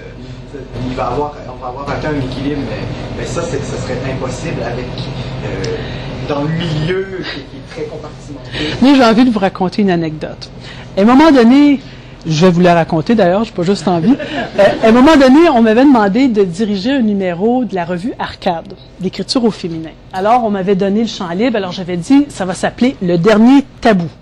Alors là, j'ai contacté, ça fonctionne comme ça, on contacte des écrivaines et on leur demande, on prépare un formulaire, un énoncé, puis on leur dit, accepteriez-vous de participer à mon numéro? Alors moi, j'avais dit, je veux que vous me parliez de toutes sortes d'affaires, de caca, de crottes de nez, n'importe quoi. Soyez vulgaire, soyez outrancière, n'importe quoi.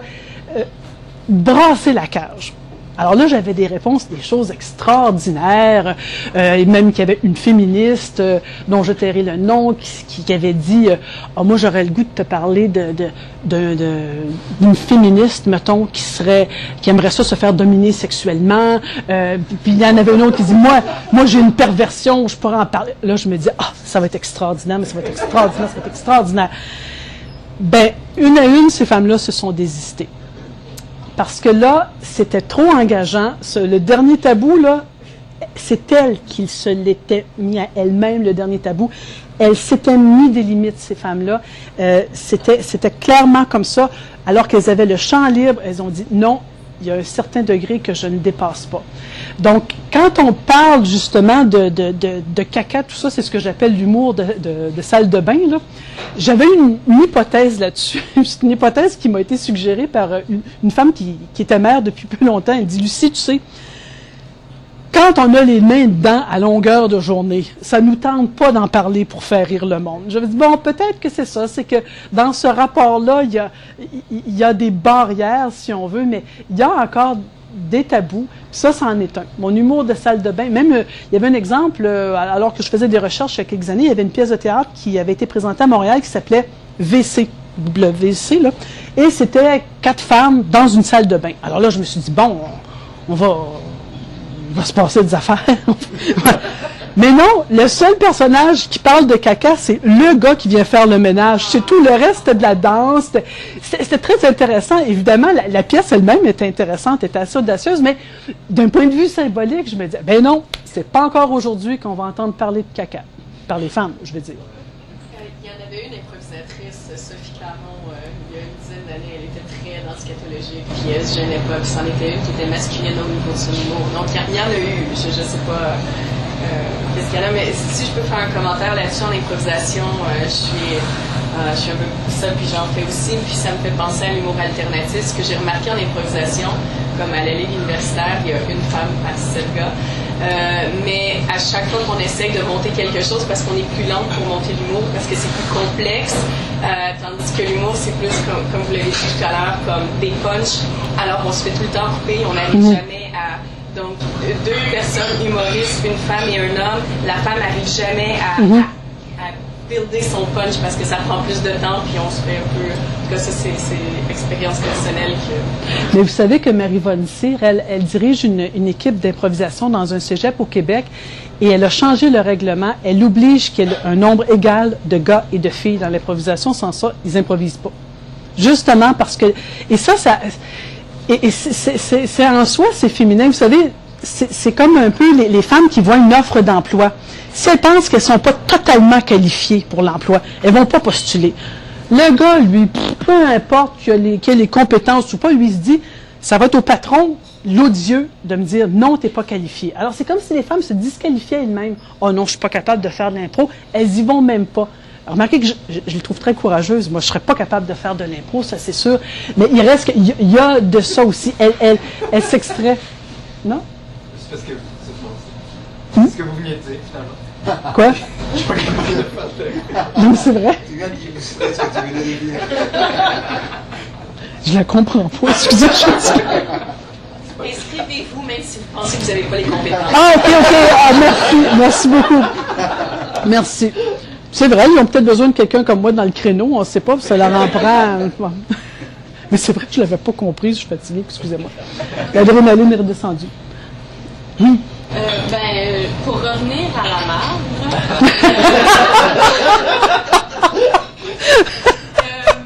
moi, j'ai le bonheur, tu connais Julie, pour un petit t'en souviens, elle était une de tes étudiantes aussi. C'est d'elle que je parlais tantôt. Oui, l'étudiante qui faisait les blagues, là. Je pensais que c'était moi, mais bon. Donc, toi, t'étais trop timide, toi. T'étais trop timide. Mais justement, elle, c'était exceptionnel, elle se censurait jamais, c'était super de la voir dans son entourage, parce qu'elle n'a pas de filtre, justement. Puis on se fait souvent la réflexion de, tu sais, parfois elle dit des choses, puis il y a des gars, mais ils nous connaissent. Ils savent qu'on est capable d'en dire. Mais est-ce qu'il y a quelque chose par rapport à la séduction, toujours? Aujourd'hui, on est vraiment dans une époque où les femmes doivent non seulement être minces, puis belles, puis etc., mais toujours dans la séduction, puis parler de marde, c'est pas séduisant. Non, c'est vulgaire. C'est ça, puis là, ça fait, ouais, mais ça fait pas féminin. Puis là, on la voit autrement. Je sais pas s'il y a peut-être quelque chose. Les hommes non plus sont pas séduisants quand ils parlent de merde. Mais ils font rire, donc là, on fait, c'est correct. Ouais. Je me demandais aussi, j'avais une question par rapport, je sais pas s'il y a eu des études par rapport aux classes sociales, est-ce que les femmes qui sont plus éduquées vont plus faire de l'humour en public, ou est-ce qu'elles vont être plus drôles? Parce que je me disais peut-être, justement, il y a des femmes très très très drôles là, qui vont, je sais pas si le fait d'avoir plus d'estime peut-être, ça fait en sorte qu'on va plus... Honnêtement, j'ai pas vu d'études. Ouais, moi, j'ai pas vu d'études là-dessus, mais c'est drôle, je penserais plutôt l'inverse, moi. Que les femmes qui ont une éducation sont un peu enfermées dans leur éducation, alors que les autres ont cette espèce de laisser-aller, je sais pas. Mais je le dis comme je le pense, comme ça, là, mais non, c'est un fait que les études, moi, que j'ai épluchées, ne tenaient pas compte de ça. Puis pourtant, c'est très, très, très important parce que on se rend compte, quand on va avoir des spectacles d'humour, que les publics ne sont pas les mêmes selon l'humoriste qu'on va voir. Ça a l'air quasiment d'une évidence, là, mais faut le voir... Faut vraiment avoir une espèce d'hilaromètre, là, ou prendre des notes comme moi je le fais, là, pour se rendre compte de ça. Le public chez Nabila Ben Youssef était pas du tout le même que chez Lise Dion. C'est pas juste par le nombre, là, parce qu'il y en a une qui était dans le Grand Saint-Denis et l'autre dans le Petit Saint-Denis, mais c'était pas du tout le même type de personne. Ça, c'est clair. Classe sociale, je sais pas, mais en tout cas, politiquement, c'était différent. Est-ce que dans l'écriture contemporaine, on a aussi des hommes qui vont utiliser, par exemple, des personnages féminins drôles ou, je sais plus c'est quoi le mot, mélancomique. Mélancomique? Oui, c'est ça, mélancolique. Est-ce qu'il y a ça ou c'est plus réservé vraiment à l'écriture féminine qui dans le fond? Non, il y en a dans l'écriture des hommes, des femmes comiques. Guillaume Vigneault, je me souviens plus du nom, j'ai oublié le nom du personnage, mais en tout cas, il y en a une femme qui est pas mal comique, puis il y a des beaux personnages de femmes aussi, des femmes qui ont le sens de la repartie et tout ça, là. Non, c'est pas, mais la différence, c'est que on les lit, ces textes-là. On lit plus les hommes que les femmes encore maintenant. Alors, il y a des choses qui nous passent sous le nez, mais qu'on ne voit pas à cause de ça. C'est simplement une question de prendre un contact, ouvrir le livre et se dire, ben, tiens, je pensais pas que ça pouvait être drôle, ou même pas juste drôle, mélancomique. Je pensais pas qu'il pouvait avoir ce sourire-là qui est proche des larmes, mais il est là. Mais il y en a chez les hommes aussi. Sauf que c'est différent. La femme, elle va être mélancolique pour d'autres raisons qui sont souvent reliées à ces déterminismes de vie de femme. Et c'est ça au départ dont je disais que c'était un peu disqualifié. Ça ne nous intéresse pas, les affaires de femmes. Évidemment, moi, ça m'intéresse, mais dans l'absolu, ça ne nous intéresse pas. C'est dans ce sens-là, je veux dire, mais c'est sûr qu'il y en a aussi dans l'écriture des hommes. Dernière intervention de ma part. Et concernant je me rappelle encore les thérapeutes de migrantes là, je pensais à une auteure comme Flora Balzano. J'avais beaucoup aimé son récit Soigne ta chute. Oui. Je trouve qu'elle avait un très décapant. Et bon, il y a Flora Balzano, malheureusement elle n'écrit plus, mais dans tes recherches, est-ce que cette parole dite migrante au niveau des voix féminines, est-ce qu'on peut dire qu'il y a de ce côté-là des ouvertures par rapport à l'humour? Non, Flora Balzano, à mon sens, à moi, c'était un des rares exemples. Ouais. Ou bien Nabila Ben Youssef, dont je parlais sur la scène, par exemple. Mais dans la littérature, moi, j'en ai pas vu. J'ai pas tout lu. J'ai pas tout lu la littérature migrante, mais j'ai lu pas mal l'écriture des femmes. Il y a La Québécoise de Régine Robin qui est un peu, mais autrement, non, pas tant que ça. Non.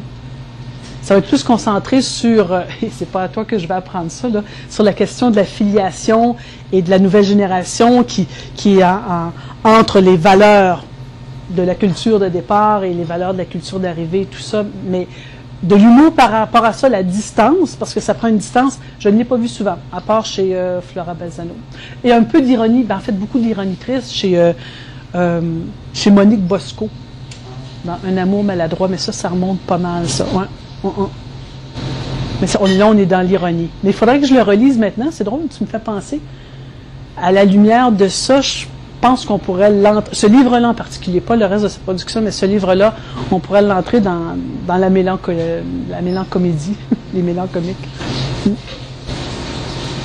me permets d'intervenir encore parce qu'il y a tellement de choses qui m'ont intéressé dans votre conférence. Vous avez parlé de tout plein d'enjeux psychologiques, historiques, sociologiques par rapport aux femmes dans le milieu de l'humour, pour dire au final que tous ces enjeux-là étaient extérieurs au talent. Même chose en littérature, j'ai l'impression. Ouais. Peut-être, on va en parler. Mais ça me fait penser. En fait, ça m'amène à réfléchir à la réception, en fait, qui est aussi extérieure au talent, finalement. Mais est-ce qu'il n'y a pas aussi. Donc, l'humour se construit beaucoup par la... Moi aussi, je pense que je commence à être fatigué. L'humour se construit beaucoup, je commence ma phrase, par la lecture qu'on en fait d'un roman. En fait, vous l'avez dit tout à l'heure, il y a des choses qui font rire une personne qui ne font pas rire d'autres. Par exemple, parce que ça fait rire tout le monde, les blagues de merde. Il y en a quand même qui peuvent trouver que c'est plus ou moins drôle, moins approprié, je sais pas trop. Il y a certaines choses qui nous font rire plus que d'autres.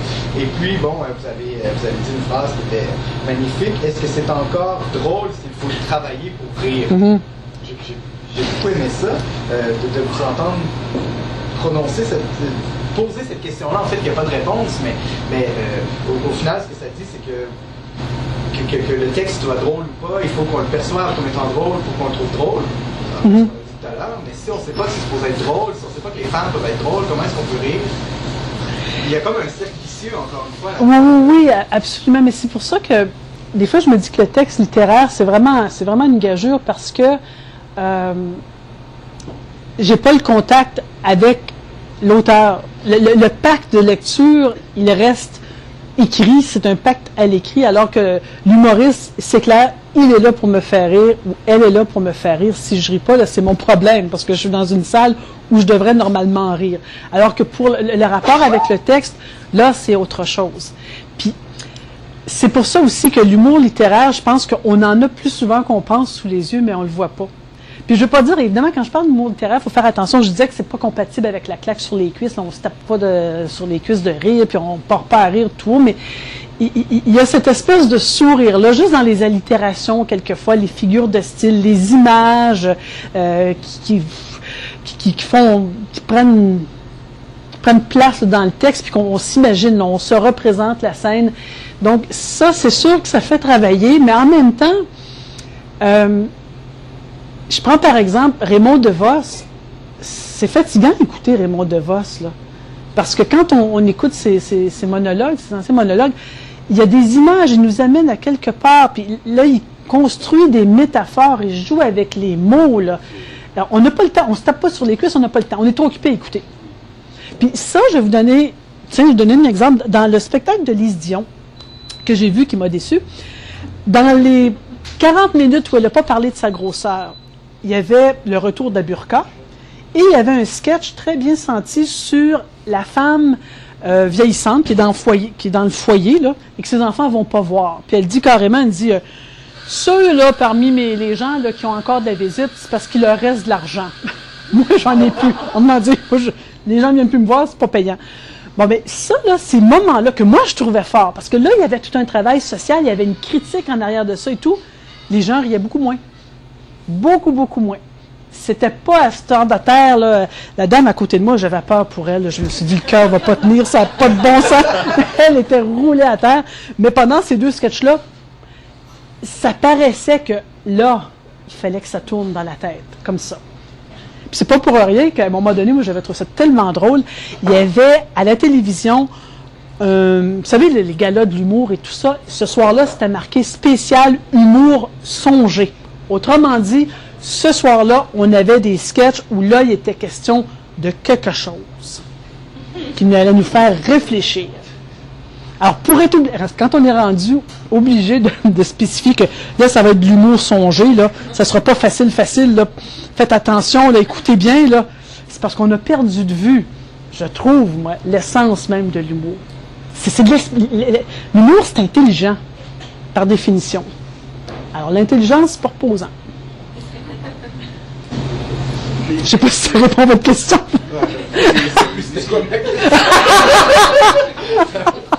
Mais est-ce que quelque part on n'est pas victime aussi de ce politiquement correct qui nous contamine, qui nous connaît? Parce que là, rire à partir des sujets relativement tabous, j'ai vu ça, et là tout à l'heure tu parlais de la société anglo-saxonne. Parfois, leur humour est coupé par le politiquement correct qui va déterminer une géographie jusqu'où on peut aller. Alors qu'il y a d'autres cultures, non seulement en Europe, mais en Amérique latine par exemple, l'humour de ce côté-là est beaucoup plus libre, beaucoup plus explosif. Est-ce qu'il n'y a pas cet élément-là? Moi, je vais te dire, Daniel, vraiment, là, je pense que le politically correct fait bien l'affaire des humoristes. Parce que c'est beaucoup plus impliquant de prendre des risques sur scène, risquer de s'aliéner une partie, ou même tout l'auditoire, c'est très, très, très, très dangereux pour l'humoriste, parce que l'humoriste, les gens font de l'humour parce qu'ils veulent être aimés, hein. C'est pas autre chose, ça c'est clair, clair, clair. Alors, moi, quand on me dit, oh, ben c'est effrayant, là, ce type de farce-là, là, on pourrait plus le faire. Ça, j'entends ça à l'Observatoire de l'humour à Montréal, à toutes les réunions, on dit, ah, mais ça, on pourrait pas aller plus loin que ça. Moi, je le crois pas. Je ne le crois pas. C'est prendre l'auditoire pour des gens qui n'ont pas l'esprit ouvert, qui sont prêts à critiquer. Je pense qu'il y a une paresse du côté des humoristes. Bon, ils aimeraient pas ça m'entendre, mais de toute façon, ils ont leur auditoire plein, eux autres, c'est pas grave, là, je peux dire ce que je veux, mais moi, je pense que c'est très pratique, le politically correct. S'il y a le dos très large, et ça fait l'affaire de tout le monde de dire, oh, ben, je peux pas aller plus loin que ça. Mon public ne me suivra pas. Je le crois pas, ça, moi. Je suis très, très sceptique. Ouais. Et les sceptiques seront confondus. Non, écoute, tu apportes de l'eau à notre village. Je te vois sur parole. Mais c'est dérangeant ce que vous venez de dire, parce que, pas personnellement, mais ça rapproche l'humour d'une véritable industrie, finalement. Comme celle de la musique, des radios. On va donner aux spectateurs ce qu'on pense qu'ils veulent entendre. Donc, il y a des publicités. Mais ça peut pas être plus clair. Il y a une association qui s'appelle l'Association des professionnels de l'industrie de l'humour. C'est clair comme ça. Une industrie, faut que ça rapporte. Une industrie ne prend pas de risques inutiles. La littérature serait peut-être, dans ce cas-là, le dernier rempart des voilà. humoristes. Absolument. Je suis tout à fait d'accord, absolument. Parce que là, il y a une sorte d'instrumentalisation de l'humour, il y a une commercialisation de l'humour, ça devient une marchandise. Oui. Une marchandise adaptée aussi, là. Ciblée, comme vous disiez, là, la tarte coupée en morceaux, là. Ouais. Mais je ne suis pas défaitiste pour autant, parce que justement, nous autres, on a la position de repli de l'humour littéraire. Donc, ça, c'est bien. On sait que là, on peut tout dire, parce que il se dit pas mal de choses dans le contact privé qu'on a quand on ouvre un livre comme ça. Là. Non, c'est ça. On peut dire ce qu'on veut.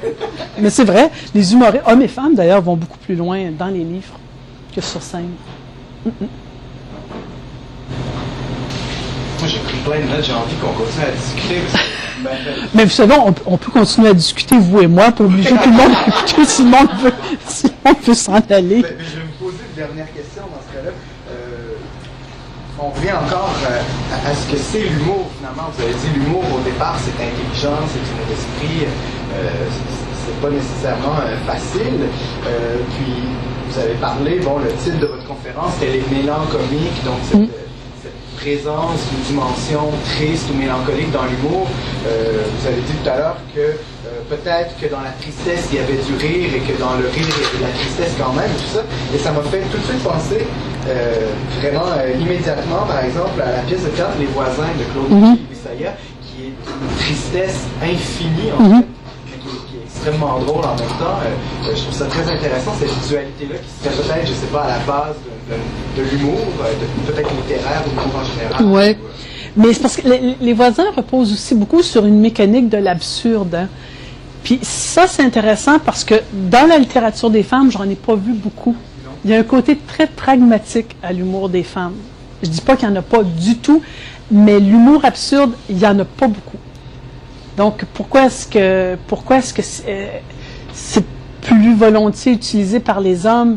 Je ne sais pas, c'est peut-être parce que justement l'absurde nous amène vers un ailleurs où on sait que les gens vont nous suivre parce qu'ils sont habitués à notre humour. Je ne sais pas. Ça, c'est une bonne question, mais effectivement, Les Voisins, c'est très, très triste. Ça, on rit, mais on rit pareil, c'est ça. On rit pas à tout prix, on rit quand même. Là. Ouais. Non, mais c'est intéressant, cet effort d'abstraction-là qui ne serait pas nécessairement fait par les femmes humoristes. Pas qu'elles ne veulent pas, mais je ne sais pas, c'est quelque chose qui est intéressant à observer. Là-dedans, je pense que celle qui va le plus loin, c'est Suzanne Jacob. Vraiment. Dans la question de l'absurde, là, parce que pas nécessairement dans la construction de ces textes, là, mais parce qu'on est dedans présentement dans Suzanne Jacob, dans mon cours, là, il y a ce recours-là. Je pense que c'est une des vraiment rares.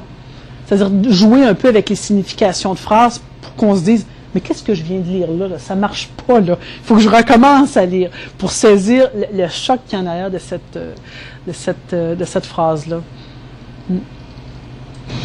Est-ce que tu as observé des textes au théâtre aussi? Parce que le théâtre, est-ce que ce serait dans le fond peut-être le croisement entre une certaine forme de stand-up, en fait de performance et le littéraire?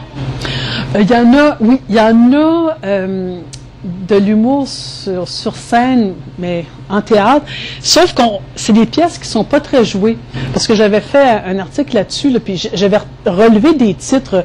Il y en avait un, c'est « La trampoline est à 2 pieds du plafond ». Là, j'ai oublié l'auteur, mais oui, il y avait des choses comme ça. Puis surtout dans les années... Il faut dire qu'au Québec, c'est la décennie des années 70 qui a été marquée par le théâtre. Et là, il y en avait, puis les filles écrivaient, puis c'était des collectifs qui naissaient quasi spontanément, puis qui se défaisaient tout de suite après. Mais il y avait des affaires comme le théâtre de ma blonde est au bout, présente maudit que mon chum est plate, puis des affaires comme ça n'avait pas de bon sens. C'était des pièces ponctuelles et c'était bien. Là. Moi, j'ai eu beaucoup de plaisir à lire ça, mais c'est des pièces qui sont pas jouées, des fois qui sont au centre, comment ça s'appelle, le CEAD, le Centre d'essai des auteurs dramatiques. Là, on a ça sur les tablettes, ou bien si c'est publié, c'est pas nécessairement joué. Il y a Marie Gagné ou Gagnon. Elle, à un moment donné, a fait une parodie d'Aurore, l'enfant martyr, ou quelque chose comme ça. C'est vague parce que ça fait un petit bout de temps. Mais effectivement, il y en a eu, mais comme sur les scènes, on a le même problème. Les auteurs, et là, il y a eu des statistiques l'année passée qui sont sorties, combien il y a d'œuvres de femmes qui sont jouées par rapport aux œuvres d'hommes, on est encore dans le 2 poids 2 mesures. Là. Mais effectivement, il y en a, puis ça serait un moyen terme entre les deux. Mais en même temps, des fois, je me dis, c'est dommage, parce que si je prends, par exemple, Carole Fréchette, elle avait fait une pièce, ça c'est mon dada féministe, là, elle avait fait une pièce, Les séjours de Simon Labrosse. Et dans cette pièce-là, Simon Labrosse, il se trouve des emplois un peu incongrus, comme par exemple finisseur de phrases. Vous savez, tout le monde, à un moment donné, on finit pas nos phrases, lui dit, moi, ça va être ma job, ça, je vais finir les phrases. Puis, ce que je trouvais d'un point de vue féministe, je trouvais ça dommage, parce que le personnage, il était beau, de comique. Je me disais, pourquoi est-ce que ça s'appelle pas Les 7 jours de Simone Labrosse? Pourquoi ne pas avoir incarné un personnage de femme comique sur scène, dans le théâtre, justement? Parlant d'une pièce, la pièce féministe, probablement par excellence au Québec, Les Filles ont soif, c'est une pièce qui est super tragique, mais excessivement drôle aussi dans certains passages qui sont hilarants, même quand Marie se fait battre par son mari.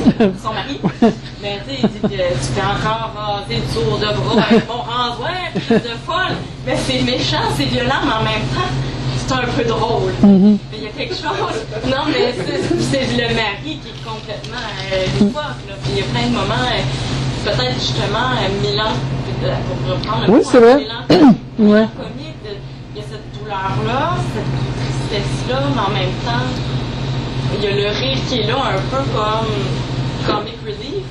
Oui. Oui, c'est vrai. Oui, c'est vrai, mais ça, c'est un de ces cas-là isolés, mais c'était aussi dans la mouvance du féminisme. Dans les années 70, c'était les années du féminisme, c'était les années du théâtre. On en a eu beaucoup de choses comme ça. Non, on s'ennuie. Et qu'on s'ennuie donc. Le 8 mars, c'est jeudi. Là, on ne sait pas, il va peut-être se passer quelque chose. En tout cas. On va conclure là-dessus. Peut-être, je voulais vous remercier pour cette conférence-là. On n'aura certainement pas fait le tour de la question, mais c'est plus qu'un avant-goût. Mais enfin, vous avez plongé dans quelque chose dont il faut parler. J'ai l'impression, puis je suis très content que vous ayez accepté l'invitation de Salon Double. Donc, je vous remercie d'avoir participé aussi. Bonne humeur. Vous nous avez fait beaucoup rire. Moi, c'est ce que j'ai beaucoup apprécié, en fait, une conférence sur l'humour. Moi, j'ai beaucoup rigolé. J'ai fait des photos des gens qui rigolaient. Tout ça sur Facebook, vous irez voir. Attention à la gorge déployée, là. On va passer pour des cochonnes. Attention. Voilà, merci d'avoir merci à vous d'avoir été là.